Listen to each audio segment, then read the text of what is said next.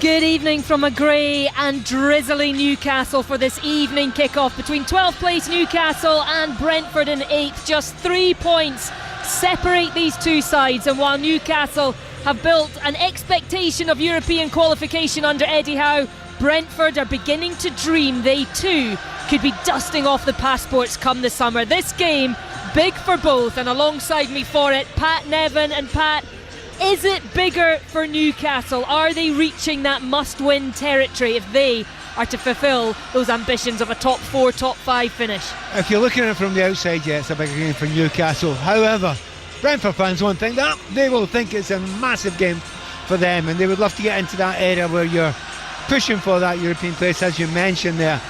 But for Newcastle, it's been pretty tough.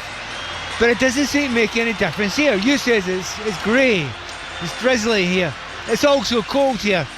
Has no effect whatsoever on these Newcastle fans, none at all, because they're so excited. As they come out here, there is a great buzz about this place, and if the Toon can get ahead in this one and they get their fans behind them, they could start their advance up towards the top upper echelons in the league. Well, I wouldn't be surprised if there is somebody sitting around us in shorts. That has been seen at St James's Park in the winter, no matter how cold it gets, as the two sets of players make their way out in front of us onto the pitch. And up to our right hand side, a lovely big tifo. It is the boy from Blyth, and a big picture of Dan Burn holding the League Cup. Well, he's one of the players who drop out for Newcastle today. I'll give you the team lines as the two sets of players shake hands in front of me. So there are 5 changes for Newcastle from the team that lost midweek in the League Cup. The defence of that trophy is over for them. So Nick Pope returns in goal. It's also a return to a back 4 for Eddie's Howe side, which is why Dan Burn drops out. Sven Botman and Malik Chia will make up the centre-back partnership. Lewis Hall and Kieran Trippier in the full-back positions. Bruno Guimaraes, the captain, he is back fit. He starts in the centre of midfield alongside Sandro Tonali, and Joe Willock keeps his place. 3 changes all come in that front line. Harvey Barnes in for the injured Anthony Gordon. He's not available today at all. Jacob Murphy is preferred on the right hand side, and it is the former Brentford man Johan Wissa who starts up front. Nick Voltemada amongst the substitutes. A much easier decision for Brentford and for Keith Andrews, who've had a whole week to build up to this one, and after returning to winning ways against Aston Villa last weekend, it's just the one change for them. An enforced change. Kevin Shada is suspended after that red card, so Keane Lewis-Potter comes in for him. So they start with Queven Kelleher in goal. A back 4 once again of Rico Hendry, Christopher Ayer, Sepp Vandenberg and Michael Coyote. Vitaly Janelt and Jordan Henderson in midfield, with Matthias Jensen just ahead of them. Keane Lewis-Potter on the left hand side, Dango Ouattara on the right, and the in-form 16-goal striker Igor Thiago leads the line for them, and he will be somebody, Pat, that will be a huge threat once again this afternoon. Yeah, he's had an incredible start to his career in St Brentford. They have got rather a good ability to pick these centre forwards out. Everybody wants a centre forward that can score in the Premier League. Many come, most fail, but that's not the case with Brentford. They have had a brilliant run of them, and you're absolutely right. Igor Thiago is the latest in a fantastic line. We will have, you get the feeling though today, these are both attack-minded sides. You're talking about it beforehand. You expect at the very least chances, and almost certainly goals as well. What I will be keeping an eye on is that midfield for Newcastle. They are very, very strong when they're fit, when they're not tired. But I have seen a lot of tiredness come into that area of their field in the recent weeks. It has been a gruelling schedule for Newcastle as the players set up in front of us. Newcastle in their black and white striped shirts, black shorts and black socks will play from our left to right, and Brentford in their changed kit of light blue will play from right to left. It is half time in the rugby. England leading Wales 29-0. If you want to listen to the second half of that, you can get that on 5 Live Sport. We will take you through this Premier League match, 5:30 kickoff, Newcastle against Brentford here on Sports Extra, as we get underway, and Newcastle launch the ball into the right hand side looking for Trippier, but it's well shepherded out under the pressure of Rico Hendry. And Johan Wissa is going to have a lot of eyes on him today, Pat. Yeah, and it's one of the things when you leave a club, you can leave a club if it's done the right way, or a way that the fans aren't too upset about. You can be welcomed back and you can enjoy it that way. But see, if you're not being welcomed back the nice way, you desperately want to score against them, and Whistle will definitely want to score today.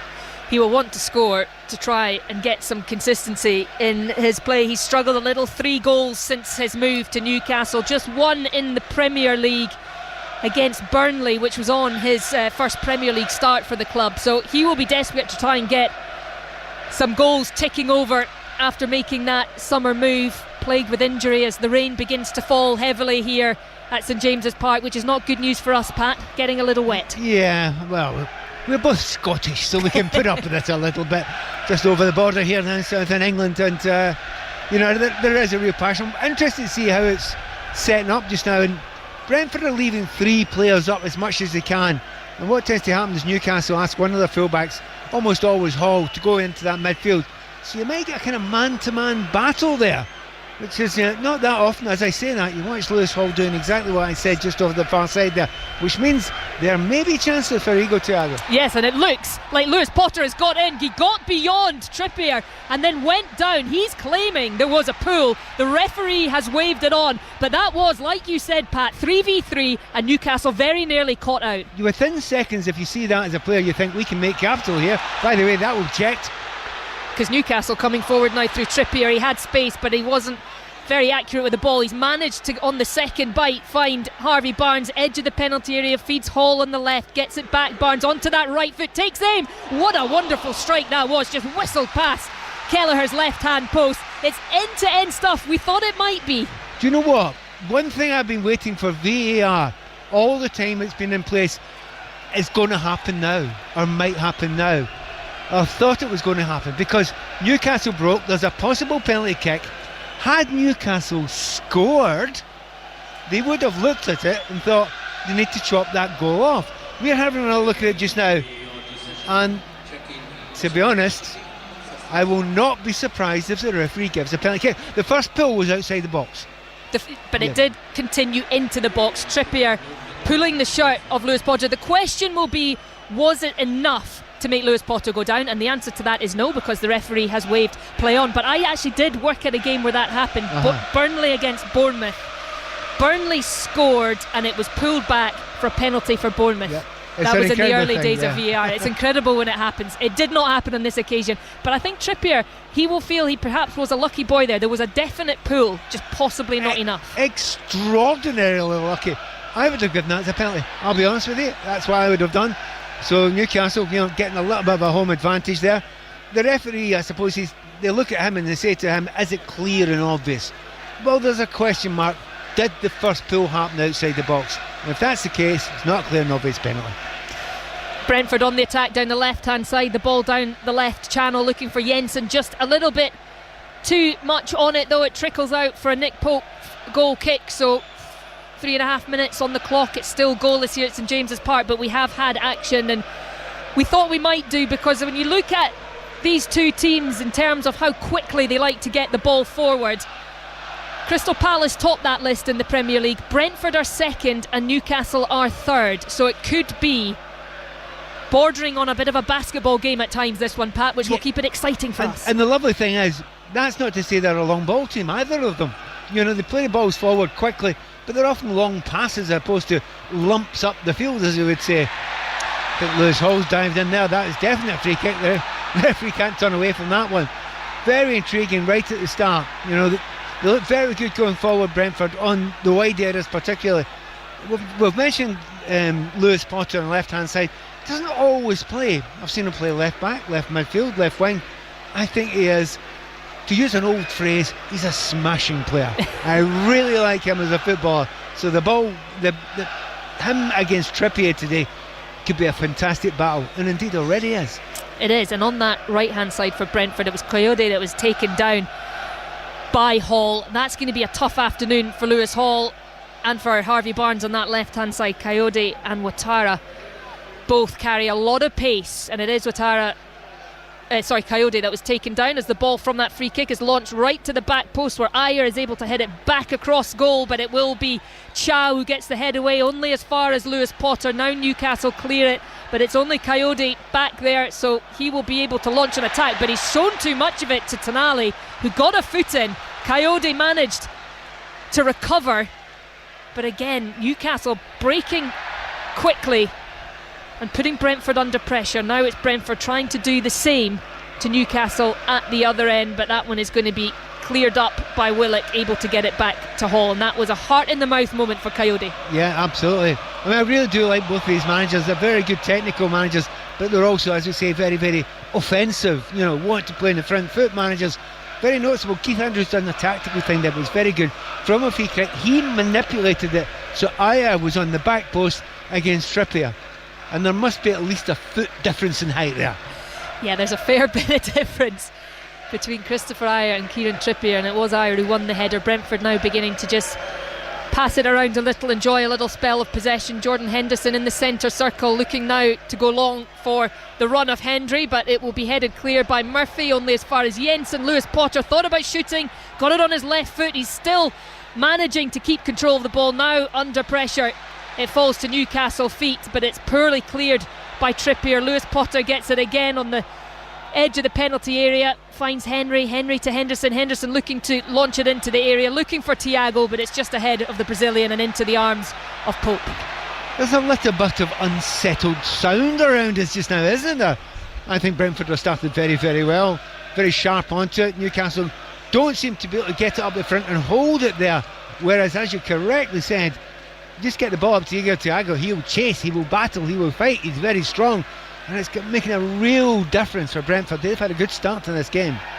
They have, their tails are up. Newcastle 1 win in their last 8 in all competitions, which might be where a little bit of the nervousness around St James's Park is coming from, but they are back home here after 3 games on the road, so they will be looking to hopefully make home advantage count. This is where they have won the majority of their points this season, as Murphy picks up the ball from Trippier, looks inside for Barnes, who's come over to Guimaraes, on the edge of the penalty area, gets it back to Murphy, but it's a poor touch. Brentford get it clear, lovely flick by Thiago, just looking for Ouattara, but he's well challenged, and the ball now falls with Hall, who skips past Ouattara on the left hand side, driving towards the penalty area, a little step over, and now he goes down, and it will be a free kick right on the edge of the area. Really good tenacious play from Lewis Hall. Yeah, since Lewis Hall's come back from injury, I actually think he's been brilliant. He's a good defender, a very good defender, but he's a brilliant attacking player. When he gets the ball, the first thing he wants to do is act like a winger, fly towards players, try and take them on. On this occasion, just outside the penalty box, gets a free kick in a very dangerous area. Very dangerous area indeed. Left edge of the penalty area. There are a number of Newcastle bodies standing over it. Trippier, Tonali, Hall amongst them, as Brentford just sort out their defensive wall. Kelleher pointing and communicating with Vandenberg to try and ensure that the angle is blocked, but Lewis Hall, he's had to play a lot of minutes despite having a hamstring injury during this season. He was taken off at half time against Manchester City midweek just to try and rest him. The thing is, he can't play at half pace. He always plays at full pace. He will always fly forward. Just looking at this, Willoughby, Barnes, Tonali, I think there's a great temptation to have a shot, even though it's right on the corner of the 18-yard box. If you put it into the back post with a bit of curl, that's tough for the goalkeepers, because they think a touch could make a difference. Well, Tonali has scored some spectacular goals from wide angles. It's him that takes it. It was the right direction, but far too high, sailed over the top of Kelleher's crossbar, and that is perhaps a little bit of a missed opportunity to really put Brentford under pressure. It's a real disappointment, that, it's a good 5 feet over the crossbar there. You don't need all that pace. If you put that ball in with the right sort of angle, curling towards the back post, you just need the right area, the right angle. We're having a little look again at this penalty call. I honestly think that is incredibly tough in Brentford. I honestly think, but it's so early in the game, and the referee is going to have to, go to his pocket and get the cards out as well. He's given a penalty kick there. Big call. It'll be really interesting to hear Keith Andrews' take on that. post-match. It's and okay, I can tell you already. whether it has a part to play in this game as well, because the more you look at it, the more it looks like a penalty. It's a very clear drag back, and he's certainly got his arm on his shirt, pulling him back inside the box. And to a degree, it doesn't matter if it's enough to actually drag you back, and pull you to the ground. You've done it. It's a foul. It would be a foul anywhere else in the field. With 10 minutes gone, it is still goalless as the ball breaks kindly to Hall on the left-hand side inside Brentford's half. He's got support from Willock, who now drives forward but shows too much of it to Ayer, who launches it clear, and now Thiago takes it out of the air and it's moved over to this left-hand side. Lewis Potter, who felt he should have had that penalty awarded early on in the first half, not given, just knocks it back, and it will go out eventually for a Brentford throw-in. And you talk about the nervousness around St James's Park. It is still noisy, it always is here, but there is a slight hush around it that perhaps we haven't heard across this season. Well, quite often at start games, if Newcastle start well, the fans are just up for it right from the start, and the team, they react off it, and they've got a lot of confidence from that. It's not really the way it's been here so far. Without being silent, they've been quietened certainly a good deal. And at the moment, the tactical battle against two of the best young technical managers out there, well, it's been won by Keith Andrews so far. Brentford's looking the most likely in these early stages. This the final game of this Premier League Saturday. It started off with a 2-0 victory for Manchester United against Tottenham. Tottenham down to 10, Romero sent off. There was a draw between Bournemouth and Villa. Arsenal were winners against Sunderland. West Ham beat Burnley. Everton came from behind to beat Fulham, and it was comfortable for Chelsea against Wolves. Cole Palmer with a hat-trick in that one. Still goalless here at St James's Park as Newcastle now try to fashion some sort of attack. Tonali looking for the space. He gets support from Guimaraes. Now over to this right-hand side where Trippier knocks it into the path of Murphy just outside Brentford's penalty area, but there are many Brentford bodies back there asking Newcastle to find the spaces. Remember, you can watch all the highlights from across this Saturday's Premier League afternoon with Kelly Cates tonight. 10:25 on BBC One for Match of the Day, 11:25 if you are in Scotland a little bit later there, so that the Scottish Cup highlights can be shown at 10:25. Trippier picks up the ball on the halfway line, finds Murphy, knocks it inside to Tonali, who's trying to fend off Van den Berg. Gets the free kick though midway between the halfway line and the edge of the penalty area. So clever, Tonali there. He was actually holding the defender's shirt there, but made it look as if it was the other way around. He's absolutely furious. That is Ayer coming out from the back there, but it's given a free kick in a dangerous area. On this occasion, Kieran Trippier will have a chance to take it, and in the past he has been one of the best at delivering the ball from these sort of areas. Let's see if he's still got it. He does have a fantastic delivery, and this one will go into the mix. Not going for goal from this, so in it floats, but that one I thought was going to go all the way out, but got a little knock on the way out by a Brentford foot, so it will be the first corner of the match, and it goes to Newcastle. Brilliant, exactly where you should put it. Certainly put it behind the last defender. If they get it, they need to put it out and give you a corner. There's nothing else you can do there. If you try and take a touch in these conditions, give it back to the keeper, you can get all sorts of balls. So well done, Kieran Trippier. Good ball, very dangerous ball. The rain still falling gently here at St James's Park. It is a slick surface as Tonali takes the corner from that left-hand side right on top of the keeper. Punched by Kelleher. Now Murphy fires it in, and it was a lovely little flick from Harvey Barnes. It just went just past the left-hand post. He sort of flicked it round from behind him. Opportunistic technique from Harvey Barnes that very nearly was a brilliant goal. Did everything he's supposed to do there. He's got his back to the goal, so he won't know where it is. He just needs to redirect it with power towards where the goal he thinks is. Did everything right there. He's just unfortunate. It sneaked past the post. There is absolutely nothing Kelleher could have done about that. It would have been a lovely goal for Harvey Barnes, but it is now Brentford and Ouattara who is on the attack, trying to take on Hall, which he does. Hall sliding in, misses it, dropped back to Janelt into the back post, looking for Lewis Potter, wins the header. There's Thiago, brilliantly headed clear though, but it's still in the danger area. Now Trippier launches it clear, And that was very, very close for Thiago. Brilliant header. I think it was Malik Chow who managed to get on the end of that just before the Brazilian could head it goalwards. Yeah, two Newcastle players then got in each other's way. They were trying to clear it, so panic stations there at the back for Newcastle. Very notable, however. That's the first chance we've had to see Ouattara 1-on-1 against Hall. And as we say in the game, he skinned him. He went past him effortlessly and got to the byline. And he's now flicked it round the corner as the cross comes in. Again, Lewis Potter back post. Trippier though wins this header. Lewis Potter able to keep it in as Trippier slides in, and I thought that was a free kick, not given. He got the ball clean. He got the ball clean. He came in from the back, but he got it clean. But it's been given away, and now the strike comes in from just outside the box from Jensen. Really poorly given away by Newcastle. Jensen unable to punish them, and it's been a little bit of a hot potato, this ball, at times. As in these games, particularly at the start of it, the ball is zipping around. There's not a lot of space, a lot of time in the ball when it's in that midfield area. So you need to be sharp on it. And as you say, the conditions are very slick, very slippery. So it's hard to control the ball when it's zipping about there. But there's enough technical players out there capable of doing it.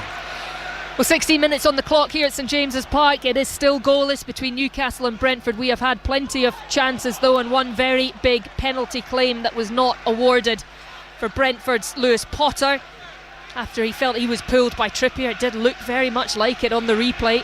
Do you think there's a half a chance in Match of the Deal? Look at that tonight. I think they might talk about it. I think they will. I think they might. You can make your decision. 10:25 on BBC One. Will it have any bearing on the outcome of this one, though? That is the big question, and that will be the big frustration for Keith Andrews if it does. But Brentford, they've started lively here at St James's Park. They've asked questions of Newcastle, but it is Newcastle currently on the ball. Willock trying to just drive past Henderson, uses Hall for support. It's back now with Botman. He looks inside to Guimaraes. Back fit, back starting for Newcastle, trying to spin away and wins a free kick. You can see how he's the most fouled player in the Premier League, Bruno Guimaraes. The ball sticks to him sometimes, he twists and he turns, just wins those little fouls. He invites a foul sometimes, holds the ball close and he expects the tackle to come in, so he's clever with it as well. That's not to say he's cheating, he's just very clever with it. Well, England leading Wales 29-0 at Twickenham. That second half back underway. You can join it on Radio 5 Live if you want to hear full commentary. Earlier on today, Scotland were beaten in Rome by Italy, and the Six Nations all started on Thursday night. A huge win for France against Ireland. But stick with us here on 5 Live Sports Extra. Newcastle 0, Brentford 0.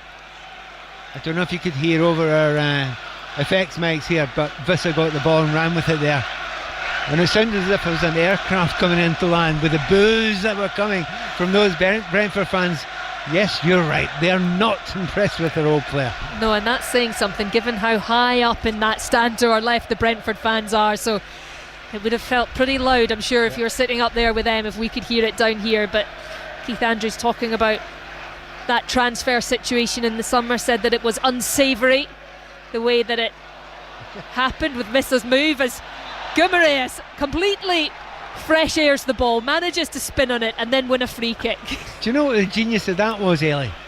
He fresh aired it. He tried to kick it and completely missed it, but then tried to make it look like a back heel and turned on it and actually managed once again to get another free kick. But I'm with you, I don't think that was a trick. I think that was a hit and a miss. Yeah, I think we'll put that down to the weather conditions, shall we? But he's got no time. As soon as he tries to get on the ball and turn, Guimaraes in the middle there, they're not giving him a space at all. And there are a couple of players that are closing him down. Certainly Janelle covering it down. Jensen very much so as well, closing him down in that sort of area. I've hardly talked about Henderson. Has had very little impact in the game so far, but just doing the sensible things in that defensive midfield area. Well, it is Brentford on the ball. Coyote up to Ouattara on this right hand side. Coyote on the overlap, and he's taken that beautifully into the midfield, into the box. He fires it, but Lewis Potter just can't get on the end of it, and Coyote ghosted past Botman there to get the cross in as Brentford keep the pressure on. Jensen, edge of the area, he's got support from Janelt, and back it goes to Christopher Ajer, but inside Newcastle's half, Brentford keeping this pressure on that right hand side. Cross comes in, looking for the header of Lewis Potter. He's been very busy from that left hand side, coming into the starting lineup today, but he's caused a lot of problems. I'm very intrigued to see how Hall and Barnes, who I think are a great combination on the left hand side, would do against Ouattara and Kaidi. There's not even a question, is there? I mean, the Brentford players on that right hand side are pushing them back. They're getting into dangerous areas. In terms of pure pace, they are the better too, and they're flying past just now. So a real problem for Eddie Howe. His left hand side, which he thought would have been the strongest part of his team, is actually the area that has been pushed further back, has been asked most questions, and has been found most wanting. But there's been another try at Twickenham. It's gone the way of England. 36-0 the scoreline now. England leading Wales in their opening Six Nations match. You can listen to full commentary over on 5 Live right now, or here on Sports Extra.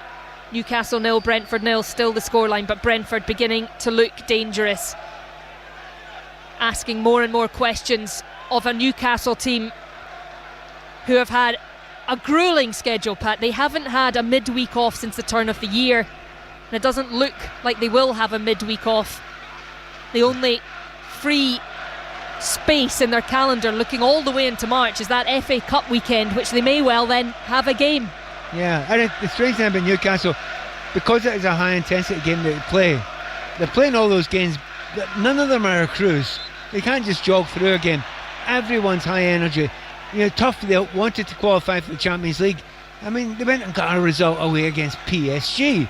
You don't do that unless you put some amount of effort in as well. So yeah, and I had a quick chat with Eddie Howe just 2 or 3 weeks ago after the Manchester City game here, and they played well, but you could tell by the end they were out on their feet. So back to what I said at the start of the game, great midfield, but are they fit enough? Have they got the energy that they've had in the past? Well, it's a lovely ball down the left hand side for Willock, who's up against Christopher Ajer. Got him for attention, manages to get the ball in, looking for Hall, but it was cut out. But it will be a Newcastle corner, and it is an incredible run. In the first 9 weeks of 2026, which takes you up to that FA Cup weekend, Newcastle will play 18 games, Brentford 13. Yeah, and that's the price of success, or the cost of success when you get into Champions League or Europa or whatever. It's really difficult, and it happens every year to Newcastle. I think every year when they're in that competition, you think if you weren't, you're probably in top 4. Now you look at the injuries they have as well. A real problem for Eddie Howe as that corner goes front post. It is cleared by a Brentford foot. It will be another corner for Newcastle. Thiago doing his defensive duties there at the front post. So another opportunity for Guimaraes to take over corner duties and launch this one into the congested penalty area.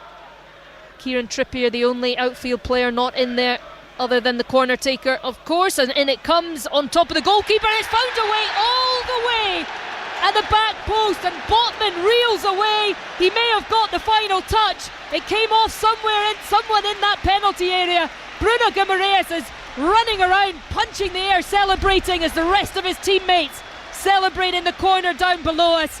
It's come out of nothing. It was the deftest of touches, and it took it past Kelleher. Newcastle 1, Brentford 0. I think he's got that spot on there. I think there was a little flick on there from Botman. He got up higher than everyone else, and it didn't take much because the ball was curling in towards the goal anyway. But it's very much an Arsenal corner kick. A lot of bend on it as well, but he's just flicked it off his head there, bounced down, and because it's off that slick surface, it zipped down and it almost hit the top of the net as it's gone in.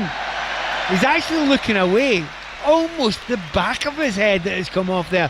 So from being second best, nothing like that matters at all, because they've got the important goal, Newcastle. That'll relax the locals a little bit. It will indeed. And on Sven Botman's 100th appearance for Newcastle, he scores his 3rd goal and his 1st of this season, and it could be a vital goal because Newcastle were under a bit of pressure. Brentford had started well, but from the corner, Newcastle find a way to take the lead and perhaps settle things down here at St James's Park as the rain continues to fall from the dark skies above. Brentford now will have to come from behind if they are to claim a victory and continue to be ahead of Newcastle on points. Just 3 points separate the two sides. Newcastle leading at the moment will move them level with the visitors as Hall just manages to wriggle away from the attentions of Jensen, tries to feed Willock, but it's trickled out. It will be a Brentford throw-in on the halfway line. But it doesn't look like a game it's going to finish 1-0, does it? No. Absolutely not. There's chances both sides, and Brentford don't look so downhearted about it. Ouattara from the right hand side, and it's taken a deflection, and Pope has to claw that one away. Very quick reactions from the Newcastle goalkeeper. Ouattara just found himself in the right hand edge of the penalty area. I think it was more a cross he was looking for, but it deflected and Pope was scrambling. Great save though, wasn't it, by Pope? Great save. Sometimes you just need to get there, you get a fist on it and get it out of danger wherever you can. He did the right thing, but once again that right hand side looks so impressive for Brentford. It's now coming from the left. Jensen, I'm not sure what that was. That one wouldn't have looked out of place at Twickenham, that effort high over the top of the bar. I thought he was lining up for the cross, and suddenly it was in the stand behind Nick Pope. It's unlike Jensen, isn't it? Because he's a classy player. You think he's going to go and clip that in towards the back post with a little bit of spin on it, a little bit of curl on it, but he just got a little bit carried away there. But the reaction from Brentford's been good since the goal. You know, they've got all the part, they've kept on doing what they were doing before. They've made another chance there, or a chance and another half chance as well. So I suspect if they keep on doing that, one goal might not be enough for Newcastle. One goal the difference between these two sides. That Botman header from the corner.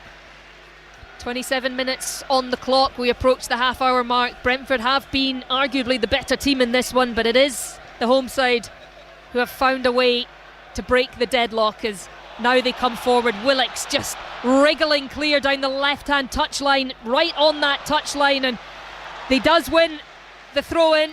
Janelt was trying to argue his case that Willock had taken it out himself, but a touch from the Brentford man will be a throw in to Newcastle midway between the halfway line and the edge of the penalty area. I'll tell you what, Keith Andrews will not be happy just now.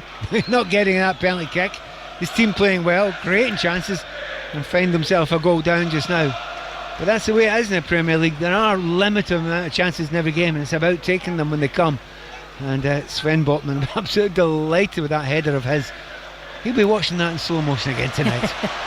Now Harvey Barnes, left edge of the penalty area, driving forward. He's got Hall, who's now into the area, gone to the byline, crosses it, great ball across, it's prodded by Wissa off the line, and that was nearly a huge moment for the former Brentford man. He prodded the loose ball, it was past Kelleher, but there was a Brentford body on the line to just knock it clear, and Newcastle keep possession in the form of a corner. It was, but what wonderful play there from Hall on the left hand side. Goes to two players. That's a really decent chance. It was going on target. It's a brilliant piece of defending on the line by Janelt there. So I thought Wissa had missed a terrible chance. In actual fact, he did all the right things. That was good defending by Janelt on the post. Newcastle keeping the pressure on with the corner. They scored from their last one. This one goes to Tonali, edge of the box, fires it in, cleared by Ayer, and it will be another corner from Newcastle from the side that they opened the scoring from. And once again it is Bruno Guimaraes who goes over, and you can hear the chants of Bruno from the Newcastle crowd in that corner. They love their captain and they'll be delighted to see him back today. So important this season, corner kicks for all teams. We know Arsenal are good, but very much an Arsenal type corner that they got scored from just a few minutes ago in Newcastle. Guimaraes into the same area. This time Ayer gets his head to it, but he can only launch it behind. So once again Bruno Guimaraes will pop the ball down and launch it back in. We've reached the half hour mark here at St James's Park. Newcastle 1, Brentford 0. A huge penalty claim for Brentford in the opening minutes of this one that was waved away. You might want to take a look at that on Match of the Day this evening, because I am pretty sure it will split opinion. It certainly split opinion between Pat Nevin alongside me and the VAR official. Yes. In this one comes Kelleher, gets a punch. Tonali, edge of the area, hit it into the ground, but too much, and it's bounced over the top of the crossbar. He was all alone on the edge of the area there. Well, interesting you should say that, because I think that's what they're playing for just now. Newcastle, when they get the ball on the right hand side from corner kicks, I think they've had 4 so far. The whip and the bend and the pace that Bruno Guimaraes puts on it means that the goalkeeper's never going to catch it. He's going to have to get as many defenders round, but as soon as they clear it, that box is surrounded completely, and that's what Newcastle are looking for. Not just the first header, but the second ball, and they look really dangerous with it. Well, Wales have managed to get a try at Twickenham, 36-7 the scoreline there. Live commentary of that over on Radio 5 Live, and the Rugby Union Weekly is out every day during the Six Nations. You can keep right up to date with all the news and stories from across the tournament on BBC Sounds. On this opening weekend, France 14 winners over Ireland on Thursday night in Paris. Scotland fell to an 18-15 defeat to Italy in Rome earlier on this afternoon. England looked to be cruising to a comfortable win in their opening match. Do you know what? I'm really surprised with something which I'll tell you about in a moment. Lovely crossfield ball from Tonali to find Trippier, who's got Murphy inside, who finds Guimaraes, and now there is space for Willock on that left hand side. That was where Guimaraes was looking, but the pass just not accurate enough. Kelleher clutches it to his chest. Very intriguing tactical things actually just happened here. Going forward on the right hand side, you would agree with me, Ouattara has been absolutely fantastic with Coyote, hasn't he? Yes. On the right hand side. Look at where Ouattara is now. He has He's moved on the to his left hand side, and the question is, why has he done that? And the answer is because Lewis Hall going forward is looking very, very good. So they've asked young Lewis Potter to go over there, and he's a right winger come right back, so he's given a little bit of cover for Lewis Potter over there. So that little tactical battle that was being won by Brentford, well, I think certainly Newcastle manager he's answered back with that, and answered back very well. Lewis Hall was pivotal. Well, he got the corner kick, didn't he? In that goal, yes. And the chance that went to Vissa just before it. So, absolutely. Going forward just now, they'll need to make sure that he's stopped because, I mean, as I said before, Lewis Hall's a very good defender, but he's a brilliant attacking fullback. He does play incredibly high. He is in Brentford's half, whereas Trippier below us, midway between the halfway line and his own penalty area. They sort of play that 4-2-3 system, Newcastle. It used to be Trippier did that, you know, when, in his younger day he was the one. What are you saying about his ability to do that now? I think he would feel as if he could do it now, but the fact he's legs maybe have other ideas. Well, yeah, and also the fact that he's lasted this long and he's still been chosen, because remember, he wasn't when Livramento was here. Wissa now with an opportunity to run at the Brentford defence, but he is stopped in his tracks, and Willock got taken out in the midst of that. The ball is slipping around the place. I think the rain has really made the surface slippy. A few mistakes and bobbles, but it is Newcastle who keep possession, and it is Trippier who feeds Wissa, but that header won't find a Newcastle teammate. And Trippier is incredible. I mean, we might be joking, but the number of games Newcastle have this season and the number of games that he's able to still play, given how much football he's played in his career, he has been a real professional and a really good signing for Newcastle. It is Brentford on the ball, looking to try and create something, get themselves back into this game. They trail by that Botman goal to 0, and they would love to find a goal before the half-time whistle blows. Vandenberg on the ball. Very typical of Newcastle this, you know, they've got ahead, they're not chasing it now, they're not wasting energy, they can't afford to do that with the run of games they're in, so they're holding off, they're taking a little bit of breather. That's good game management. And Brentford are being forced backwards by it. Wissa now putting pressure on Kelleher, who's got the ball at his feet, and he opts to go long looking for Thiago, but Chow, that will be a good battle between those two this afternoon. The two big men, Thiago and Chow. Chow's come in for a little bit of criticism of late. He is 24 years old, still relatively young and playing a lot of football. He's been the mainstay of that Newcastle defence over this season. The number of injuries they've had, changes they've had to make to the back four, and in goal with Pope's injury, and I think in the main he looks like he's been a very good signing. I think it's a fantastic signing, but if I was up front and I was Igor Thiago, although I look nothing like him, I would be trying to play against He's got Thiago. a couple of foot on you. Yeah, absolutely, and the physique is incredible. If I was him, I wouldn't be playing at all if I could help it against Botman, because Botman's a physical specimen who can take him on. But at the moment, Botman's marking him most of the time. At the moment, it is Christopher Ajer who's galloping through the middle of the Newcastle midfield. He got the ball out wide to Lewis Potter, and it's deflected for Brentford's first corner of the afternoon. Yep, good movement. That sometimes when a centre back drives forward, it's the unexpected. You've the centre midfielders, they've got their men, they're marking, and then suddenly they've got a big centre half running towards them. Van de Ven does that very, very good, obviously, for Tottenham Hotspur. And in this case, it was Christopher Ajer, and he could maybe have had a shot. He's 25 yards out, didn't. I was himself. waiting for it. Yeah. Instead, they do win the corner from the far side. Plenty of bodies to aim for, a lot of height in this Brentford side. Vandenberg, Ajer, Thiago, in it comes now, but it's very poor, and Bruno Guimaraes is able to cut that out at the front post, but it does go back, and again it's cleared. That was a real missed opportunity from Brentford. Poor set piece. Kelleher now moves the ball out to Henry, who's got Ouattara on this left hand side in space. Trippier now comes across to try and put pressure on him, and Ouattara gets an opportunity to try and run at him for the first time. Left footed cross, and there's the header, and that's found the back of the net, and it's Lewis Potter. It was one winger to the other who gets the header. In fact, it's not, it's JanElt who gets the header at that far side and knocks it past Pope right across the face of goal. Brilliant header, wonderful ball from Ouattara from the left hand side. And it is all square here at St James's Park. Newcastle 1, Brentford 1. Well, first of all, it's just classic. It's old school. Get down the line, make half a yard, put a really dangerous ball there. But no one at that point in time is marking JanElt. No, JanElt, he's a midfielder who's just got further forward there. So the two centre-backs aren't watching him closely enough there.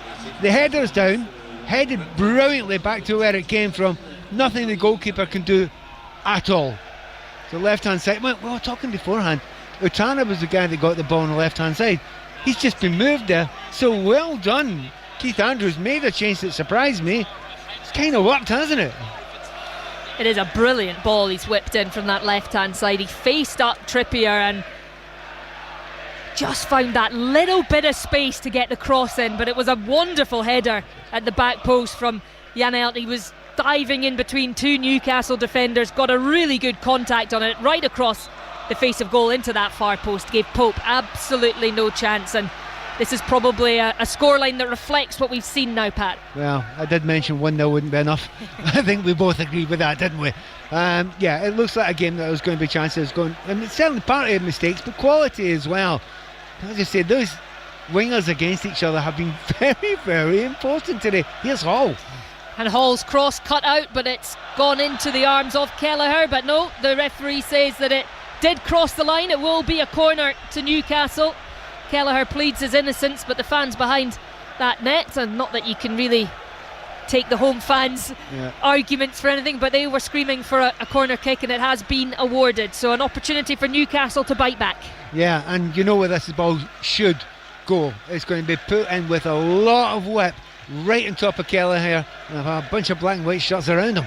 Well, it's Tonali on the corner kick duties, and that is where it goes, but it's just gone beyond the far post and out harmlessly for a goal kick. So Newcastle unable to bite back instantly after that Brentford equaliser. A beautiful cross from Ouattara. Now here's a question: why is Tonali taking the corner kick? Bruno Guimaraes has put them in such incredibly dangerous areas time and time again, and Tonali just puts far too much on it. He's a good, very good player, but hey, if it ain't broken, don't fix it. Yeah, he took the first couple, and then Bruno Guimaraes took over. They scored from it, and Tonali was also causing problems, just finding those little pockets of space around the set pieces as well. As Brentford come forward, Lewis Potter goes down under pressure from Tonali, right central in front of the Nick Pope's goal, just outside the D. So an opportunity for Brentford from a set piece. I mean, Lewis Potter's been very good there. I mean, he's got himself in a good position. I was going to say he went down too easily. Well, he went down easily. I don't know about too easily, he went down easily there. He felt a little bit of a elbow in his back there, went down. It's quite a long way out, but it's doable. You can have a go. And I think there's a few that fancy it here. Certainly Lewis Potter's got his eye in it. if you're Keith Andrews and you're seeing that free kick given for that little push in the back on Lewis Potter and not get the penalty kick for the tug on his shirt earlier on, are you questioning the consistency? I don't be questioning, you're just furious. Absolutely furious. Yeah, of course you are, you're spot on. I mean, that is maybe a free kick, but the other one's definitely a free kick, and the referee doesn't give it. And it's, there is a different bar, it's a higher bar for a penalty kick. We all know that. It's not supposed to be the case, but we know it. But even so, I think that bar was safely cleared and it should have been a penalty. Well, here's Lewis Potter, he fancies it. It'll either be Lewis Potter or it will be the goal scorer Jan Elk, but it is Lewis Potter, and it comes flying back to him from the wall, he now looks for Ayer, heads it back across, and Pope is out smartly to catch that, and he looks like he's going to try and launch an attack straight away. He does. He finds Hall, the influential Hall on that left side, switches play over to Trippier, who's got plenty of space but not going forward with that pass. It was a little bit behind him, he keeps it in. Guimaraes now in his own half in the midfield area, dictating play, pointing where he wants players to move to. He uses Willock and Barnes, but Newcastle with the ball in their own half. Trippier with space on this right hand side, will Chow up to look for him?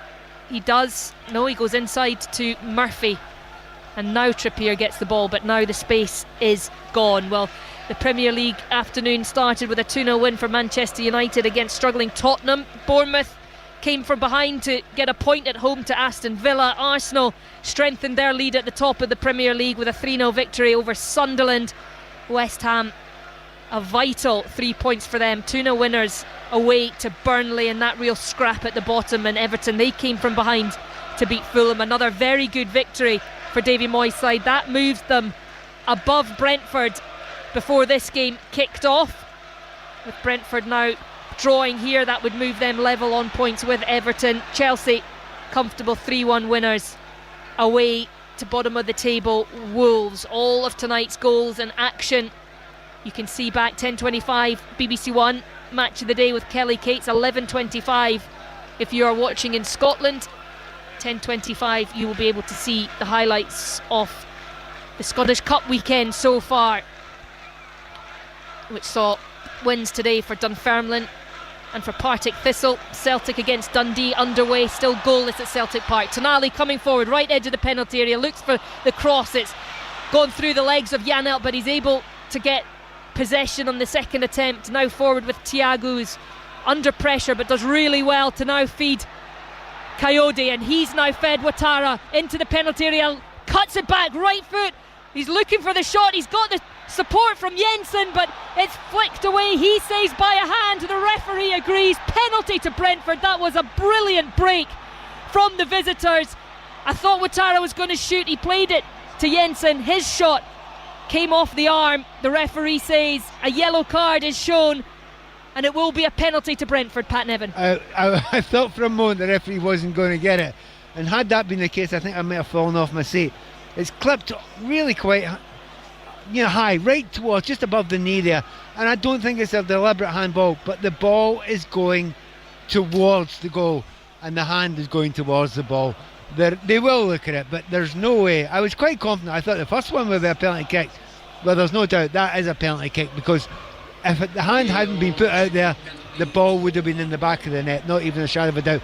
Just in the build up to that, while we wait, because they always wait for the VAR, just in the build up to it, the dummy by Ouattara on the left hand side, there is an old phrase in football, you had to buy a ticket to get back in again, and that is the case with the defender, who went flying about 3 yards back. We're having about 5 or 6 different looks at it. Yeah, I think I wonder, the question that they'll be asking is whether Murphy's arm is in an unnatural position, whether he had time to move it away. He was at very close proximity to Jensen's shot, and then possibly if it's come off a knee first. Right, if it's come off a knee first, there's an argument. That's the rules. Do you know why you used to stop the idea of giving a penalty kick for a handball? Is because it stopped goals, right? That is precisely what happened there. That was the original idea of this. If we have changed the rules so much that that is not given as a penalty, the game is mad. Yeah, if Keith Andrews was tearing his hair out at not getting the first penalty, I wonder what will happen if he doesn't get this one. But they are taking a long look. I can't see the referee walking towards he'd have to go and have a look at it, and I can't see him going towards it. But I think you're right, it could well be, I can't see if there's an offside anywhere. It must be, has it touched the knee first? I have to say, from my angle, I couldn't see any touching the body. I could only see the handball. Well, it's taking a long time, and referee Andy Madley, he's walking around in the centre of the box. He's not making any gestures to say that he's listening to anything. Here we go, check complete.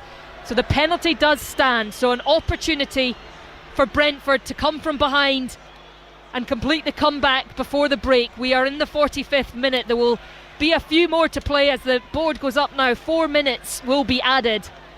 But you feel that this will be the opportunity, the final opportunity of the half for Brentford to try and get themselves ahead. And what a time it would be to score. And it is Igor Thiago, of course, who places the ball on the spot. He scored twice against Newcastle when they met at the G-Tech back in November. Brentford won that game by 3-1. He was influential then. Could he have a big influence on this game here? Thiago with the boos of St James's Park ringing around the stadium. He just composed himself, shuffles, takes a little stutter, right foot, bottom corner, absolutely no doubt and no chance for Nick Pope. That was right into the corner. Pope went the wrong way. Newcastle 1, Brentford 2. Yeah, there can be no complaints from Newcastle. We said after Newcastle went 1-0 up, I didn't think Brentford looked as if they were spooked by it. They didn't look to me as if they'd lost any confidence, which is an unusual thing to happen to a team that's just lost a goal. They just kept on doing the same things, and they've looked very, very dangerous. And that penalty kick, to make it 2-1, I have to say that's deserved. I really do think so, that's deserved. And the penalty kick itself, it does the classic thing. If you hit a penalty kick with some pace, but it hits the side netting, it always goes in. And it doesn't matter what the goalkeeper does. The goalkeeper went the wrong way anyway, but it's a beautiful penalty kick. 2-1 to Brentford, and I have to say deserved. And he's just run over to Keith Andrews, given him a high five and got a hug from his manager. It was a nice touch from Thiago. He's having a wonderful season after all his injury problems when he arrived in London. That is his 17th Premier League goal and his 18th across all competitions this season. It is that he scored the most Premier League goals in a single season by a Brazilian. He beat that record last week. He's now added to it, and I think he'll be adding a fair few more to it as the season goes on. He's been in wonderful form. Right, I know there were some Brentford fans listening, so close your ears now. How long do you think they'll be able to keep him? That's the question, isn't it? Because every time they develop a centre forward, and then 3 in the last few years have been absolutely brilliant, got huge money moves, and I know it's part of the plan that they do at Brentford, but you would like to hope he'd keep him for a couple of years at least. Well, they do have their new signing Kai Furo on the bench this evening, who is their latest signing, striker that's come into the building. Young 19-year-old, turned 19 yesterday, Furo, and he started well for Club Brugge this season, so I think Brentford fans looking forward to seeing what he will bring. 6'3" striker, but with pace and good on the ball as well as with an aerial threat, so potentially the conveyor belt will keep going. Could do. And the finances are brilliant as well. It's a free kick now for Brentford there. They can kill this last few minutes of the game. But it sounds easy. Oh, just get another one. It's the hardest position to find. Someone who can score many goals in the Premier League. And you will almost argue, does anyone do it better than Brentford? And I'm not sure anyone does. They have had an unbelievable run of strikers, going back to when they were in the Championship, when they had the BMW, Barami and Buemo and Watkins, and of course Wissa, who has made the move to Newcastle. On the losing side as things stand, the former Brentford man. Brentford taking the lead just before the break. The half-time whistle imminent as the ball is launched forward to Thiago once more. He wins the header, falls to the feet of Henry. Now the scorer of the first goal, Yana, launches it forward to Thiago. Chow does well though to dispossess him, and Thiago comes in a little bit too enthusiastically. For referee Andy Madley, it will be a free kick to Newcastle. He's got everything, hasn't he, Thiago? The physique is absolutely brilliant. He's fearless, obviously. He's a natural goal scorer. He's got plenty of pace. And there are many players that come, to the English game, the top level game, and it's the physicality is one of the things that stops them doing it. Apart from the technique, he's the entire package. He is absolutely the entire package here. Desperate to play for his country in the World Cup, which might be a worry for us Scots, Pat, as the half-time whistle blows here at St James's Park. A little murmuring of boos emanating from the home support. Newcastle took the lead through Botman. It was against the run of play somewhat, but from the corner, Botman headed in at the far post and it just skipped beyond Kelleher. But Brentford, they have fought back and they found themselves level thanks to a wonderful cross from Ouattara that found the head of Janelt. And that header across the face of goal, absolutely nothing Pope can do as it nestled into his far post. And then a penalty awarded as Murphy handballed in the area. Thiago stepped up from the spot to knock in his 17th Premier League goal of the season. Keith Andrews will possibly be frustrated that there wasn't a penalty earlier on in the first half, as Lewis Potter was pulled by Trippier just inside the area. Nothing given, but Brentford have come from behind and they lead at the break, and you've said it already, Pat Nevin, they deserve it. They do. As you say, it could be 3, but that penalty kick had been given that. But they're getting into really good areas. Ouattara is phenomenal. I was going to say on that right hand side, just as good since he's moved over to the left hand side as well. But there's a casual, comfortable confidence about Brentford. Every player has got such a comfort in when he's on the ball, what he needs to do, where he fits into this side. The system suits every single player down to the ground. And it's such an unusual thing to say when a team goes 1 down away from home and you think within a couple of minutes, you don't care. You look comfortable. You know what you're doing. You believe you're going to get it back. Well, they were right to believe that. They have been the better side, and Eddie Howe's the manager has got a lot to do in this second half. A lot to do. A lot to do indeed. St James's Park has been a fortress in a lot of ways for Newcastle this season, but Brentford, they lead at the break and they're looking to complete their second ever league double over Newcastle. They last did it in 1934-35 season. Can they do it again in this 25-26 season? At the break, it is Newcastle 1, Brentford 2. We're now going to rejoin the rugby at Twickenham, where England lead by 43 points to 7. I thought he's had a little bit of a run. Ball in play there, and you can tell there's not quite the zest as it on that kick chase on both sides at the moment. But yeah, England looking a couple of turnovers. They look really sharp on transition, don't they? Yeah, I think for Marcus Smith, though, a man in his position, what he's got to prove in this game, they're the kicks that have just got to find touch. He's got to be 10 out of 10 every single time he comes on if he wants that 10 jersey. But would you like to see him run it, Grace? He did have an opportunity, but it's one of those things. He's caught between a rock and a hard place. Just made a brilliant break out of his 22, and then the pass got knocked down. So second time he gets it, plays the percentage option and gets it wrong. Well, Edwards kicks, Arundel claims, and he's off Henry. Oh, he's trying to go on the outside. Tackle coming in by Wainwright. That'll be a penalty. High tackle from Aaron Wainwright on Henry Arundel. He sensed an opportunity to skid him down the left-hand touchline. I think it would just be a penalty, nothing more. And England have a chance, Alex, to go into Welsh territory to try and get the 50 up with their final few plays of this game. Yeah, I know Arundel's fast, but I don't think he's that fast with how much space he had with Wainwright. Wainwright hasn't got it quite right, has he? But geez, he's electric, isn't he, when he does get that ball, Arundel? He hasn't really... I know he scored 3 tries, but we haven't really seen him involved in the game as much as you'd like, would you? No, he doesn't come across as a sort of player that float round like an Ashton, does he? Or he doesn't quite read the game to where he can lay those skills and pace down yet. It'll come. It's definitely better than when he was first playing for England, that is for sure.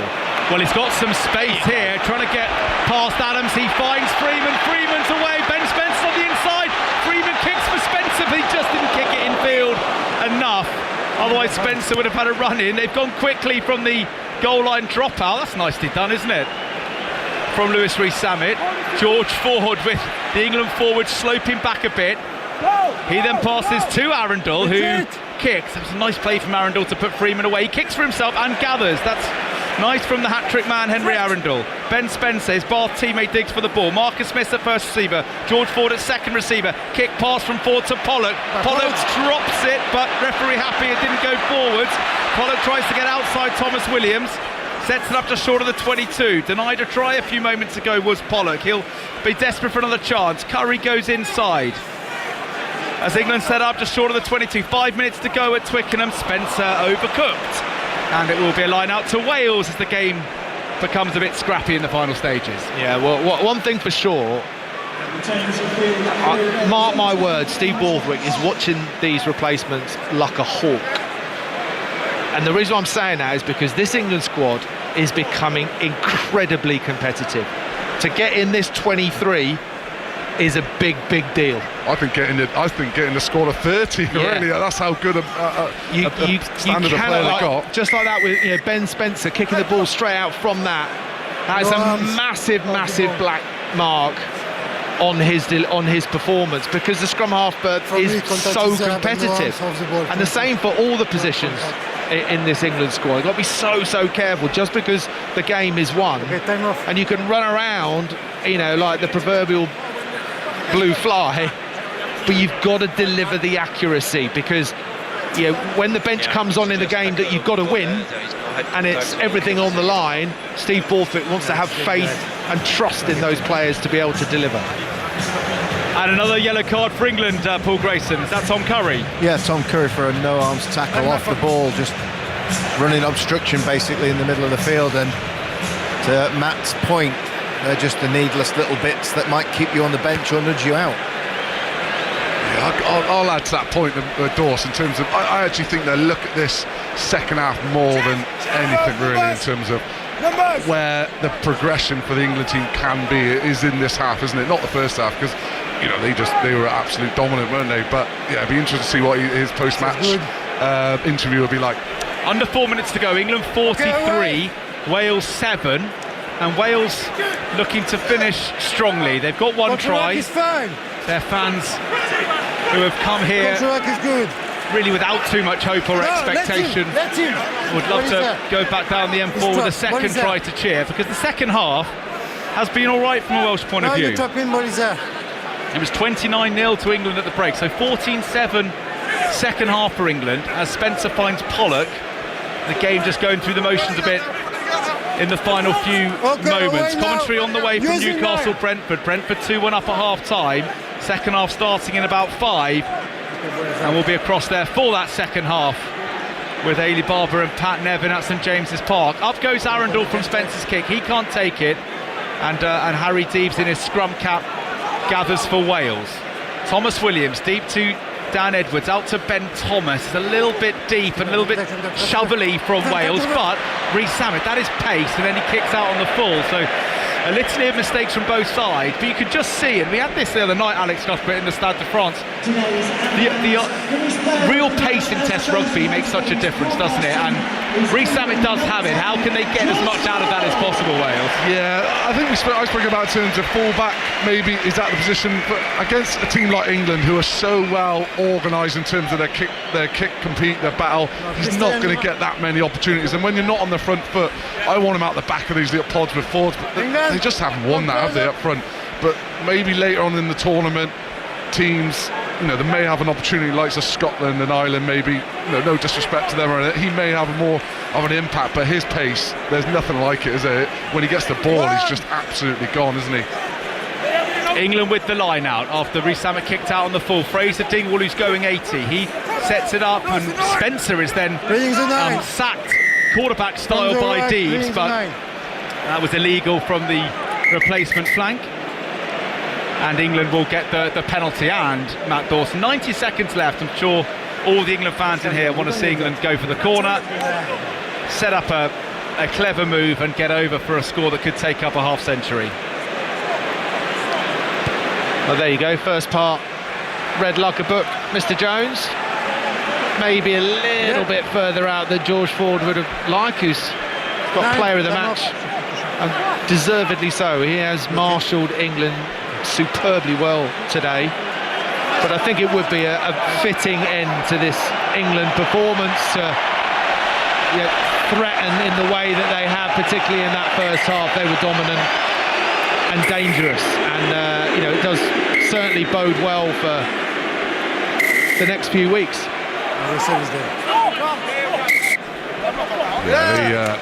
We were waiting for substitution. We were waiting for the substitution. How clinical they were. And I know Wales gave them a lot of opportunity, didn't they? But I think that's what they'll be grasping at. How can we get that performance over 80 minutes? I think that's what Steve would be talking about after the game. Good. Let's go. Well, England have kicked us, as Matt was explaining, to about 15 metres out or so. Then they threw into the line-out. Ref wasn't happy. A bit of a stoppage, and we resume. England 43 points to 7 up. 1 minute exactly to go on the clock. And it's one in the line-out by England. Maro Itoje, Ollie Chesson, Guy Pepper, all standing up in that maul, trying to wrestle the Welsh away. They work the short side here. Tommy Freeman. Freeman still going up to the line, scores. Tommy Freeman. Well, whether it's centre or wing, he's a try-scoring threat. He's threatened to score a few times today. This time he gets over. The England fans on their feet. England get another try. What a player. What a player. There is no right he should score that try. No right whatsoever. Just a beautiful little time break from Cowan Dickey down the short side, but that's really just to recycle, to bring it inside and put pressure on the Welsh line. But Tommy Freeman's not having it. He sees that line and he steps off his right foot. He switches the ball from right to left arm, back to right arm, finish. Lovely. He scored in his last 7 Six Nations matches. The last game of the 24 Six Nations, every game in the 25 Six Nations, and the first one in the 26 Six Nations. George Ford for 50. It's hit the right post, would you believe? He wanted that badly, George Ford, as did the crowd, but it's good enough from England.